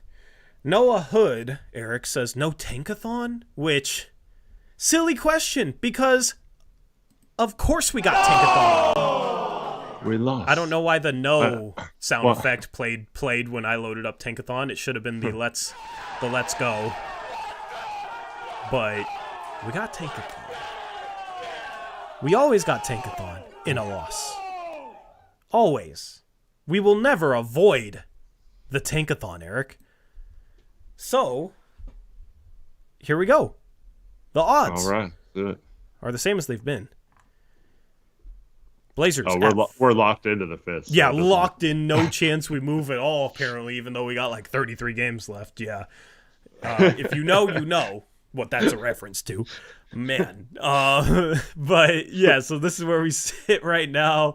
Same odds as last year, and then the Golden State pick is 10th. It's tied 10th and 11th with Chicago, which means that with like 35 games left, it's locked into 10th. I'm just kidding. They're 1.5 games better than Atlanta, who beat the Suns today, which is good because if this could move up to 9th, that's great. You know what I mean? I would be bummed if this pick moves into the top 4, though. So maybe we don't want it rising, Eric. I'd be bummed, but it's not as bad as the New Orleans one, though. It's still not as bad, but yeah. I mean, I feel like at 10, there's a legitimate chance that you can get Salon. I mean, if you're correct, then I will be super bummed. We traded just like when we traded for Rocco and gave up 2 first. But like, yeah, I don't know, man. Because let's just say we got the Dallas pick from New York. Mm-hmm. What's that at right now? The Dallas pick from New York is at 18. So like, yeah, let's just say we get like 5 and 18 or something. Yeah. I would be disappointed, obviously, but I think pushing one of our picks back a year isn't the worst thing, and it's got better odds next year, so we could the dream all season of getting both Ace Bailey and Cooper Flag would be. Yeah, I'm just joking, but like yeah, but the only problem is if Golden State gets a top 4 pick, they're probably going to be better next year. And yeah. Well, it didn't help with Wiseman, even though they won a championship. But yeah, but that was Wiseman. Like if they draft the right player, right? Like if they got Star, that would make a huge difference, right? There's a couple other guys, like Cody Williams, I think would be phenomenal in that system. Risa Shea, just as a 6'9" shooter, like would definitely help them. And Jonathan Kuminga is starting to look like a star. He's been breaking out the last 7 or 8 games. So if he continues that breakout next year, he could make them better simply because of his own development, right? I know they got some older guys that might decline, but like Kuminga coming into his own is huge for them, potentially being a better team next year. And if they also get a top 4 pick, I feel like if they keep the core together and then maybe make smart moves to add a couple other good veteran role players, they could be back to being, a 6 seed or something like that. So it could also shop Kuminga and the pick this year for a star, and maybe that backfires on him. I don't know. Yeah, I mean, that could make them.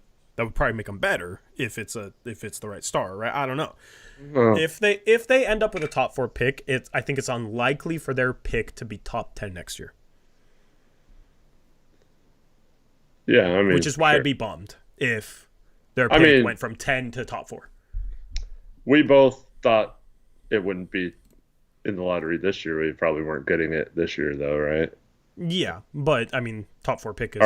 We're getting it. I mean, but like we were. Yeah, I thought they would be better. We thought it was this year. Yeah, but a top 4 pick is a major asset, even in this year's draft. All right, so let's just say, hypothetically. Before I ask you this question, let me just look one thing up real quick. Oh boy! But this will be a good question. Okay, let me just figure out where this would be. Okay. All right. So the Warriors are 3.5 games out of the 8 seed right now. Mm-hmm. Or, if they make it to like even just the 10 seed, they could potentially be the 8 seed, right? Yep. Meaning their pick would be 15 if they were the last team in, depending on who the last team in the East was. Maybe it's 16. Let's just say, for the sake of argument, it's the 17th pick, okay? Okay. Would you rather have Golden State go on a run this year and our pick be in the late teens, like 17, or stay where they're at and move into the top 4 and we get their pick next year? I mean, I don't think their pick is going to be much lower than like 20th to 23rd next year in a deeper draft. So that being the worst case scenario in a draft that's better, the worst case scenario is similar to if their pick was 17, right? So I'd like if it was 17 this year or their pick moves top 4 and we get their pick next year, I mean, probably take their pick next year, right? But if they have the capability of playing to 17, then, I mean, maybe they could be even better next year with that asset. It's kind of hard to compare those two things because they're, like, separate because they can't move up. But at the end of the day, I think that if they are 9th, 10th, 11th, it's not the end of the world if they move up to top 4, but I do think that is not as good as, not as likely to be better than if their pick is 9, 10, or 11 this year. Is how I'll word it. So that's how I feel. Like I think there's a legitimate chance that you could take a flyer on Abu Zealous at 10. I know he hasn't had the greatest year in the G League, but I mean, for that to be your second pick in the draft and take a flyer on him, I mean, I'd do it, right? I think you could get your starting center of the future. Maybe that's Klingen. Like, that dude, I think, will be a really good rim protector in the league and, kind of Walker Kessler-ish, right? If Dillingham goes top 10, you can maybe take a chance on, I still think there's a world where Ron Holland might fall to 9 or 10. Can't even roll that out. And at that point, I'd take a chance on that. I don't think it happens, but there's going to be somebody there at 10 worth taking. That's going to be a really, really good NBA player. Can we identify the right guy? I don't know. But we brought in Mike Schmitz. They're going to have to draft well anyway. I want them to have that chance with that 10th pick to take a guy who becomes legitimate. And if we're sitting there with like 6 and 10, and we want Cody Williams, and we know we got to trade up to 4 to get him, then that's possible, right? Like, it's just, I would rather have that asset convey sooner. Okay. So if we were at 10 on lottery day, the Warriors pick was at 10, would you want it to move up into the top 4? Because it sounds like you would. No, I'm not rooting for it too. I'm just saying it's not the end of the world in my mind if it does. Yeah, like, I don't think it's the end of the world either. It's just not. I'd be a little disappointed. So. Yeah, I mean, if it's top 10, yeah.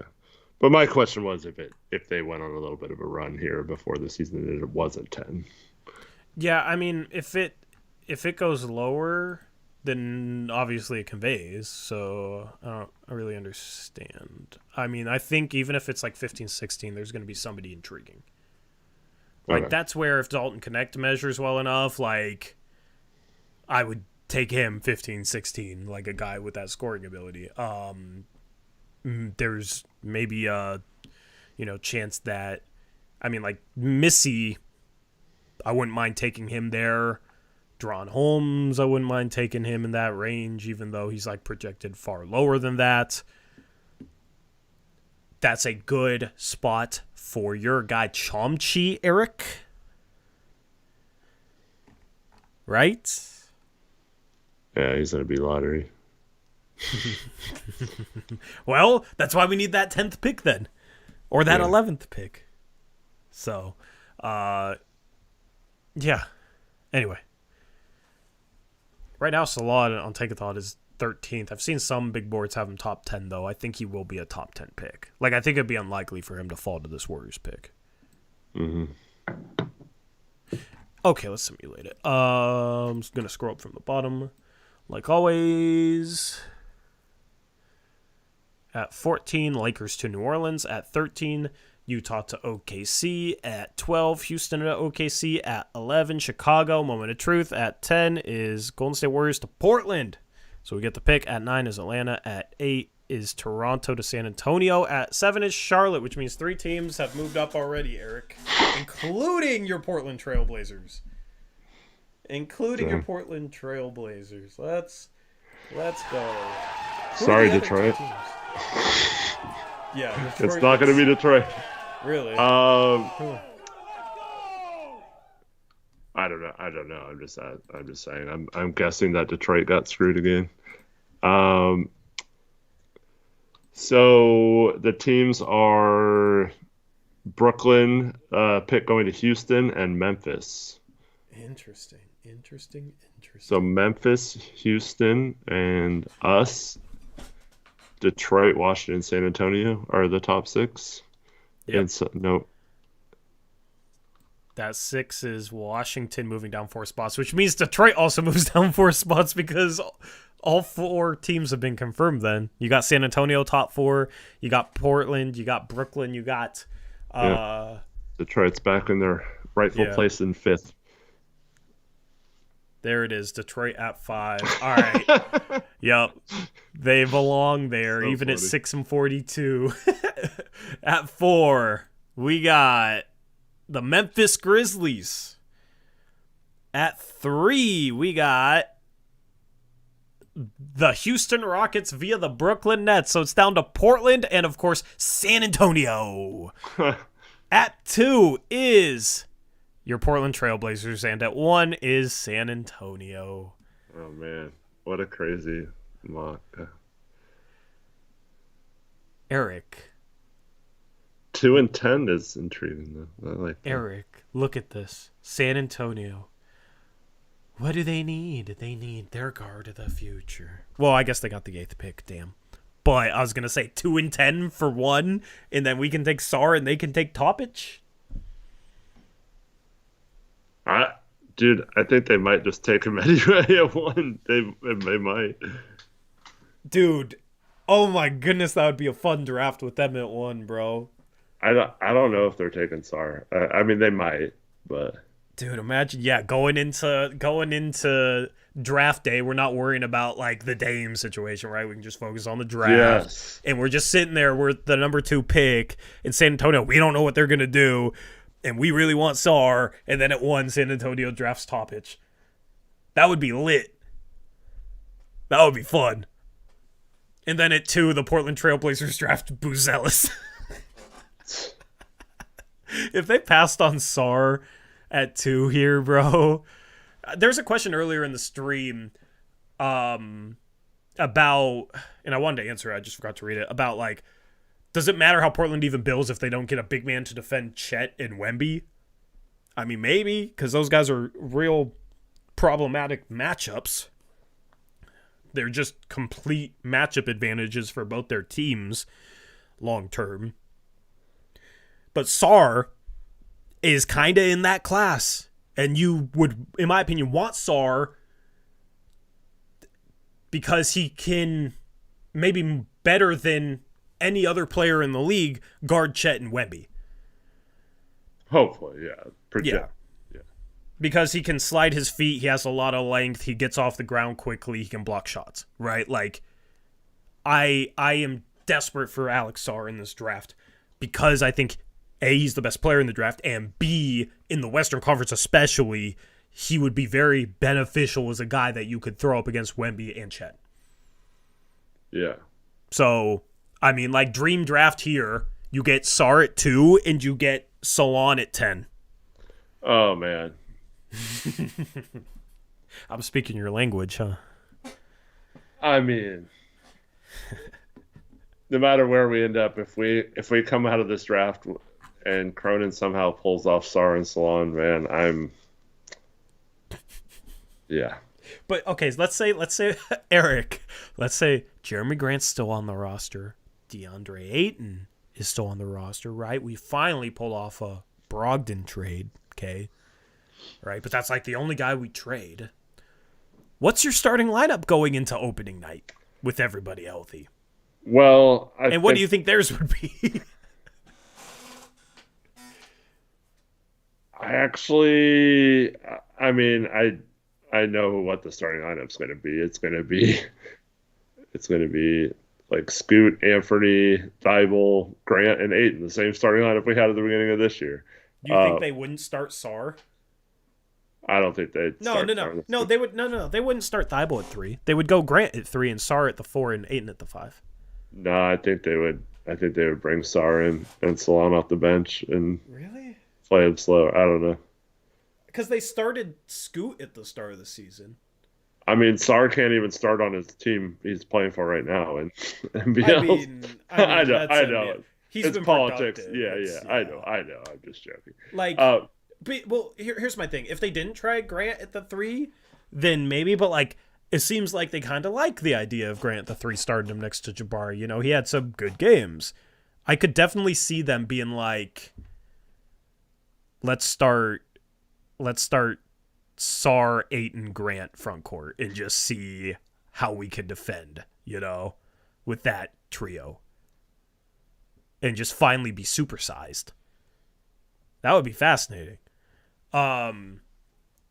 Also, do you really think of that situation? They start Thibault going I into was next joking year. about Seibel, but I could definitely see that. Have Sharp, Sar, and Salon off the bench.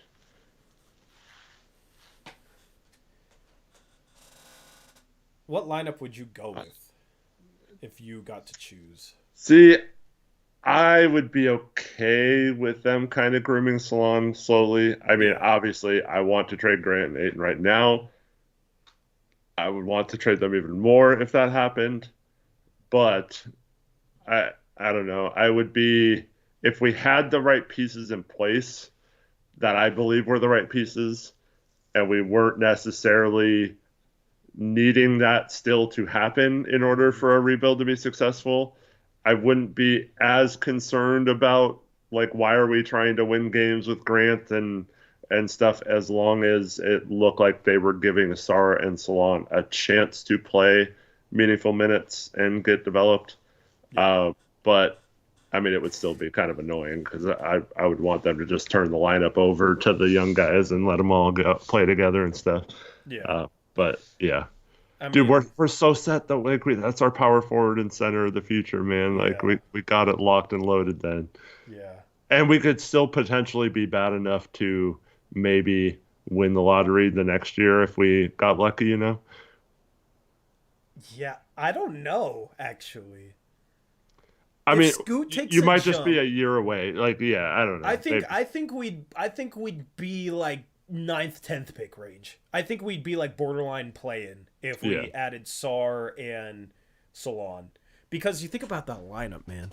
Like I'm actually very intrigued by a potential lineup of Scoot, Ant, Grant, Sar, and Ayton. And I'm intrigued with it if the game plan is you let Ant and Scoot defend guards, go over screens, chase them off the 3-point line, and then you just protect the hell out of the rim with Grant, Sar, and Ayton. Mm-hmm. And you use all that length on the backside, and you run teams off the 3-point line like the way they have this year, but then you hope that you can defend the rim much better next year than they have the past few seasons because of that front court trio. Because if they could protect the rim better, they would actually be a solid defense, maybe even a good defense. And offensively, that's if Scoot takes a jump, and still what he is, Grant, that team might low-key be like a 7 seed. Which I don't know if I'm like... I don't know. Like, maybe that's a little too early, but if you get Sar and Salon and you have Scoot, you have Sharp, you have Ant, that core does have a chance of contending someday, and then you get those assets down the line, it'd be ahead of schedule. It'd take some luck in the draft lottery and then Salon falling, in my opinion, because, you know, me and you were both high on him. But that would be like the best case scenario to be ahead of schedule, but still have the enough upside later on to potentially contend. Right? Yeah. It'd just be interesting to see how it would shake out with Grant. Because I don't think they contend next year. The year after, I still think it'd probably be a stretch, but I don't know. It depends on how good Scoot gets. The thing is, in this scenario, right, we're talking about that starting lineup. We're not even talking about Sharp. Yeah. You'd have Sharp off the bench. I mean, I would love if the 3 guards worked with Sar and Ayton. I think that would be the 2 players that might be able to work with. Yeah. Yeah, you'd have Sharp off the bench. If Robert Williams III came back, like, you got him off the bench. But if he gets injured again, you can slide Sar to, you can stagger him with Ayton, let him play some backup center, right? You bring back Reith, like, fill in. I think Reith next to Sar is actually interesting. I think Sar could help mask some of Reith's defensive weaknesses. Maybe not his rookie year, but, like, long term. I don't know how long Reith's around, but... You know, it's an intriguing fit. And that's a team, man. That's a squad. And then, I don't know, you throw Kamara in as some backup 3-4, Salon in at backup 4. Like, you got some pieces. Yeah. Neil Armstrong asked, can Sar shoot threes? Because 2 bigs that don't shoot threes is rough. Sar does shoot threes. He's shooting 29.5% on threes, which is pretty close to what did Wemby shoot last year? Like 32% or something. I thought it was something similar. I don't know. Yeah. I want to say it was somewhere between 29 and 32. But like, so he's projected to eventually be a decent 3-point shooter. His shot looks decent. He's over 7 feet tall, so it you never know. Yeah. But he has shown a willingness to shoot him. I think his form looks really good. It's maybe he can maybe use a little bit more arc on his shot. But outside of that, I do like his shooting form. I think he'll be fine.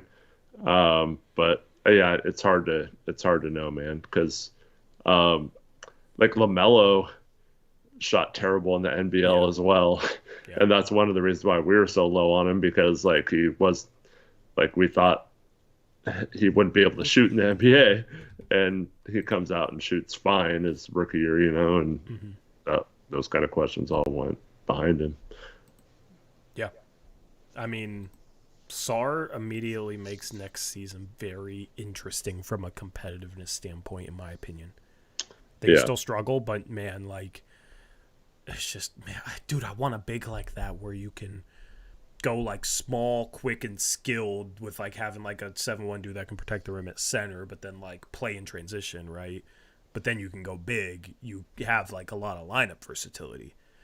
I mean, switchable lineups, like you can switch amongst the front court even if you have like Grant, Sar, Ayton.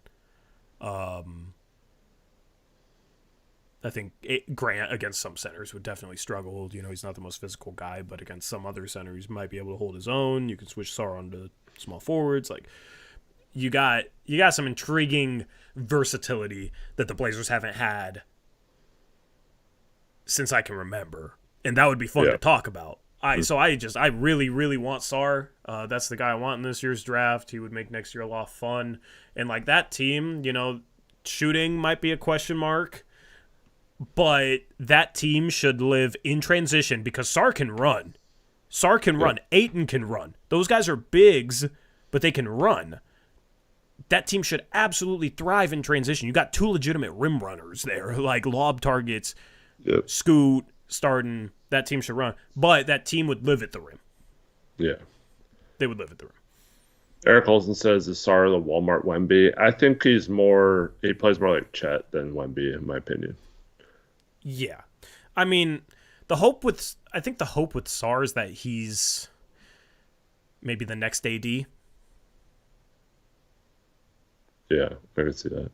Because he, will shoot from the mid-range, has some touch, can kind of handle the ball, and then, like, rim protector that can switch. I think there's some AD there.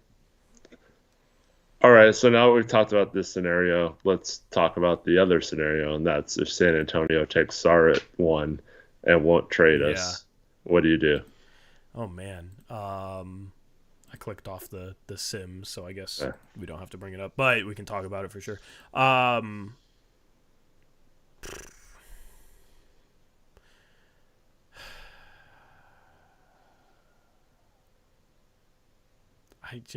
don't. Man, that would be like taking Cody Williams at 2. I like Cody Williams, but like Sar versus going to him is a buzzkill. Going from Sar to him. What if in that scenario, San Antonio's 8? I'm trying to think of a scenario where what if they were willing to give us 8 and like 2 future firsts for 2? Depends on the future first. I would love to get like an unprotected. What if one of them is an unprotected first? I would love to trade down to like 6 to 8 and get at least one unprotected first that we can feel good about. Because an unprotected San Antonio first in like 3 to 4 years doesn't have much value to me. But you know what they do have? What do they have? Unprotected Atlanta first. Yes. Because of the DeJounte Murray trade. Yes. Now we are cooking. So, what years do they have Atlanta's? If they have a 2029. Give me that 2029 first, man. They don't. 2029 is going to be the year of our lives, bro. They have, let's see. Oh wait, oh yeah, this Atlanta. 2025. Yeah. Um, They had another one, right? that's pretty good. They have the pick swap in 2026, so you could do like the best of San Antonio, ours, and theirs or something. Ooh. That might be intriguing. And then they have 27.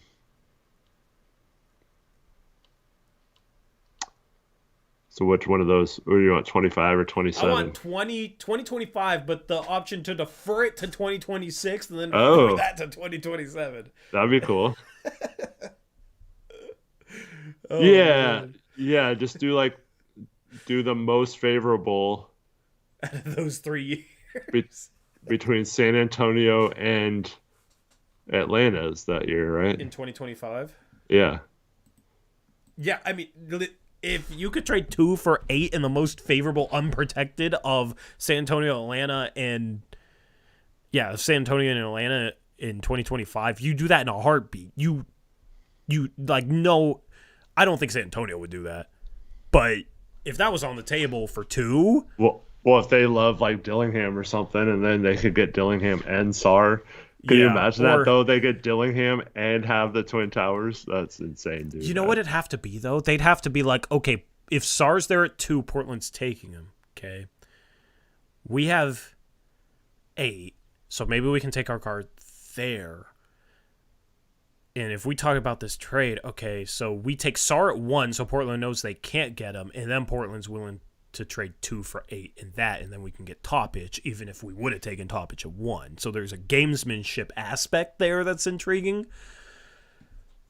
Like if they take Sar 1 and then they really want Topic 2, then maybe they'd be willing to do that. And you'd have an increased chance at Cooper Flagg and Ace Bailey. And there's people that say like Ace Bailey belongs in the conversation with Cooper Flagg. Like it sounds like the way people talk about Ace Bailey, he would be the consensus number 1 pick in this year's draft. So if you could get 8 plus potentially that good of a pick for number 2, then you take that and you run to the hills and you're happy with it. I mean, there is some precedence for this that the Trae Young Luka Doncic trade, right, was 3 for 5 and a unprotected first, right? Was it unprotected? I'm pretty sure it was unprotected. Let me look it up. Ended up being 10th, and they took Cam Reddish.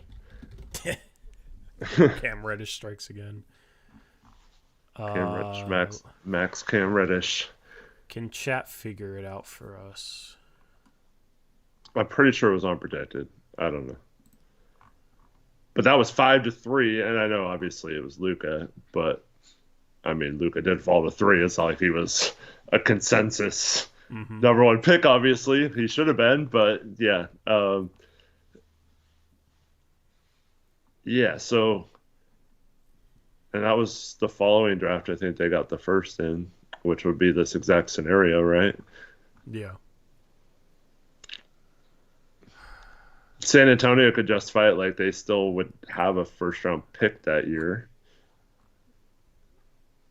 I mean, I would even think about doing 2 for the better of Atlanta and San Antonio unprotected next year straight up. Ooh, that's pretty risky to do 2, though. Yeah, but the reward. Yeah, but I would hesitate. Kind of okay. Yeah. I would hesitate. You probably need something else, but I mean, there's a really good chance that one of those teams is pretty damn bad next year, right? Trevin says it was top 5 protected. Yeah.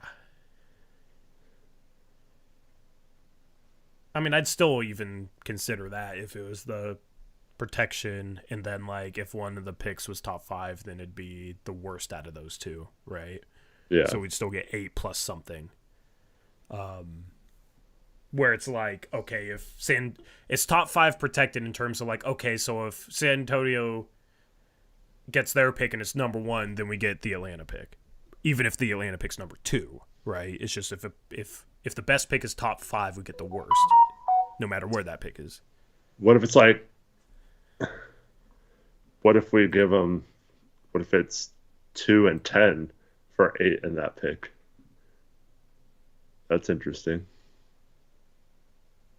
2 and 10 for 8 in that pick. It basically be 2 for that pick, but moving up from 10 to 8. To get that unprotected, like we could still give them. Do they have another pick in this year's draft?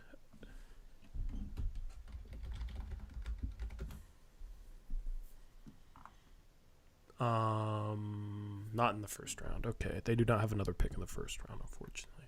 I mean, there's maybe some little filler that you can do to like shift the balance of the trade to make it work. I mean, I would be trying to get if we end up at 2 and Sar isn't there, then I would definitely try and trade that for a future unprotected pick. Yeah. So.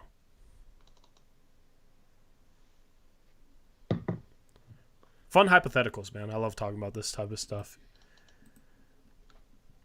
It's enjoyable. It's entertaining to me. Yeah. All right, let's say we don't trade it. Who you just going to take Cody Williams or what? I guess. Who are you taking? Salon? It too? I mean, a lot still has to happen. I mean, if he's still projected to possibly be available with our the 10th pick, I'm probably not taking him that high and hoping he falls, but yeah. Yep. Anyway, this is what we talk about during the offseason. The offseason, you know, the content doesn't stop. We talk about fun hypotheticals. We enjoy it. We hang out with chat. We have videos, more videos. We still stream twice a week. And we talk about, tankathon scenarios. That's why it's fun to do tankathon sims like this, to bring up, you know, fun hypotheticals to think about. Yeah. Anyway. What was that beep? I think it was Eric's phone. Right? Yeah. Yeah. Anyway. We're 2 hours, 15 minutes in. Man, our stream's been going long lately. Anything else you want to say for this postgame show, Eric? Yeah, I did actually want to say something. We didn't talk about the Nuggets much, but man, Peyton Watson killed us, dude. Yeah, like that guy had such a good game, and he was freaking annoying, pointing at our bench, the 3-point sign, and said, "Get that effing crap out of here" when he blocked a shot. Yeah. But he's a nuisance. I thought he was the difference in this game, other than Jokic. Obviously, Jokic dominated, but I thought he was amazing, especially in that second half. Yeah, 2 for 2 from 3, 6 for 8. Yeah, Peyton Watson was great. They just find these rookies and they reach on them, and then it ends up not being a reach, and we look stupid for thinking they reached on him. Peyton Watson is one of those guys, so he's been panning out. I think Julian Strother, like, next year could catapult into the rotation and be a problem too, man. You know, I'm a Strother fan, so they always are able to replace their bench pieces with young guys that are able to have an impact, and Peyton Watson is that next guy. He was huge for them. The other thing I didn't really talk about that I wanted to get to but didn't, and it's a negative, is our transition defense has to get better, bro. We got to defend better in transition. Our transition defense during this game, and during the entire season for the most part, has been horrific. Like, and it's bothering me, and it's not getting better. Yeah. So I think that's what really killed us, was some guys jogging back in transition. Maybe you give them the excuse of it being in altitude, but like just 2 guys getting ball or no guys getting ball, like getting cross-matched when we didn't need to. Like, just every little thing in transition we did poorly, I feel like, today. And they were able to get a ton of buckets in transition that we shouldn't have given up. And I think that was ultimately, you know, at times caused our downfall. In transition isn't necessarily fast break, right? they only had 11 fast break points. I feel like all 11 was mostly because we played really bad defense. It just felt like there was times where we struggled getting back, and then we were in a compromised position, and they were able to get a good bucket out of it. That probably didn't count as fast break points, because I remember pretty much all game long just thinking, man, what is our transition defense doing? Did you have that same feeling? Yeah, actually, as hyped as I was for Scoot in this game, offensively, I actually was disgusted with him. I noticed this happen 6 times. Probably happened much more than that, but he is he has issues with laziness getting back on defense. Yeah. There were several times he didn't even make it past half court on a defensive possession. 6 times I saw. And only came back down past half court once the Nuggets scored, and he had to come get the ball to bring it up. But yeah, he turned and just several of those times he walked or slowly jogged back, didn't hustle at all, and the Nuggets got some fast breaks because of it. And one time Brogdon turned to him and started yelling at him, like, "Why aren't you getting back?" You could tell he was screaming something like that at him. Yeah, that's, I don't know why, because I've been talking about him doing that thing where he goes for the ball, but he doesn't really go for the ball. Like, he kind of gets stuck just in no man's land. But tonight it was just flat out, he was turning around and walking down the court and not getting back on defense. And your point guard has to be the guy who hustles to get back there first. Yep. And so I think that's stuff like that's a big problem. And I mean, Reith isn't the fastest guy, but he wasn't really hustling back as much either. Anfernee and Brogdon were. But yeah, it's kind of frustrating watching them, knowing that transition defense has been a problem all season, and just their lack of effort in at least trying to get back. And especially when, I mean, it's one thing if a guy's like on a 1-on-0 fast break and he's going to dunk it. But if you have a guy back, there's a chance a rebound could come off. If you hustle back, you could get that rebound. And it just seems to me like they're giving up on plays way too often. And it's just kind of an indictment on the coaching staff once again, I think. Yeah. No excuse from Scoot other than, maybe this is first time playing in elevation. Yeah. It's Did you see it though? Yeah. Oh, I definitely saw it. Yeah. I didn't. Okay. I was just making sure, like, I wasn't. I think I missed a couple of possessions, but like I saw like 3. Yeah. And there was some where I like wasn't paying attention to them that I definitely believe you on, because there was a few times I did pay attention to him in transition, and it was really bad. So yeah, I agree. In the second half, like towards the end of the game, it was better, but they were also scoring a lot. Or we were scoring, or like matching them scoring, and it was easier to get back. But they did push the tempo on some made baskets and got some easy baskets as well. But yeah, just a little frustrating, because defense is a lot of it can be made up for with effort and just hustling and just flying around and trying to make plays and stuff. If you're not even putting yourself in a position to make plays, I was pretty frustrated with that with the Blazers tonight. Yep. Anyway, any final words, Eric? Thanks everyone for watching. Hope to see you all on Sunday, if not before then, because hopefully at some point we have a trade stream to talk about. If we do not have any trade stream or don't get to react to a Blazers trade on Thursday, or have a stream before then specifically for a trade, man, Tori and I are going to have to go off again, and then all these people are going to say we're just angry people and have no life and all this kind of stuff. And I don't want that to happen. I'm telling you guys right now, I am not hoping for that. I do not want that. Please. I just want to talk about how okay, good. We got a first round pick for Malcolm Brogdon. That's fine. Like, we'll accept it. Good job, Cronin. You did what you had to do. Like that. We'll. I just want a stream where we're like, okay, this is good. Now we can focus on what matters. Yeah. Instead of a stream where I have to say, we don't got no assets. We don't got no assets. Anyway, I accidentally looped the audio clip. I need to figure out a way to play the audio clips where you can hear them. Yeah, deadline's on Thursday. We'll be live like 8:30 in the morning approximately. If there's a big trade, if there's a Brogdon trade, even a Thibault trade, we'll go live as soon as possible. We'll have content leading up to the trade deadline, so stay tuned for that. And we can talk more about the latest rumors Sunday night on the postgame show after the Blazers take on the Nuggets once again in the second game in a row. We'll see if they can make that game just as competitive as they made this one. A lot of good things in this one. Scoot Henderson, 30 points.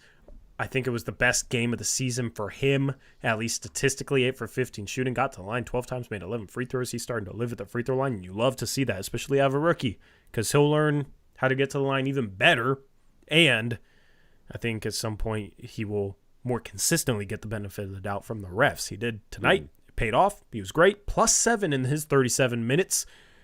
The Blazers got outscored by 19 in the 11 minutes. Scoot Henderson was off the floor. So the bench played well. Starters struggled. Ant got it going in the second half, kept us in this game, got hot. He had 29 points in the loss. Jokic dominated 27, 22, and 12. Phenomenal stat line for him. And the Blazers lose, falling to 15-34 on the year. And that wraps up this edition of the Blazers Uprise post-game show. See you again for Denver Nuggets round 2 on Sunday. And until then, as always, peace out. Go Blazers!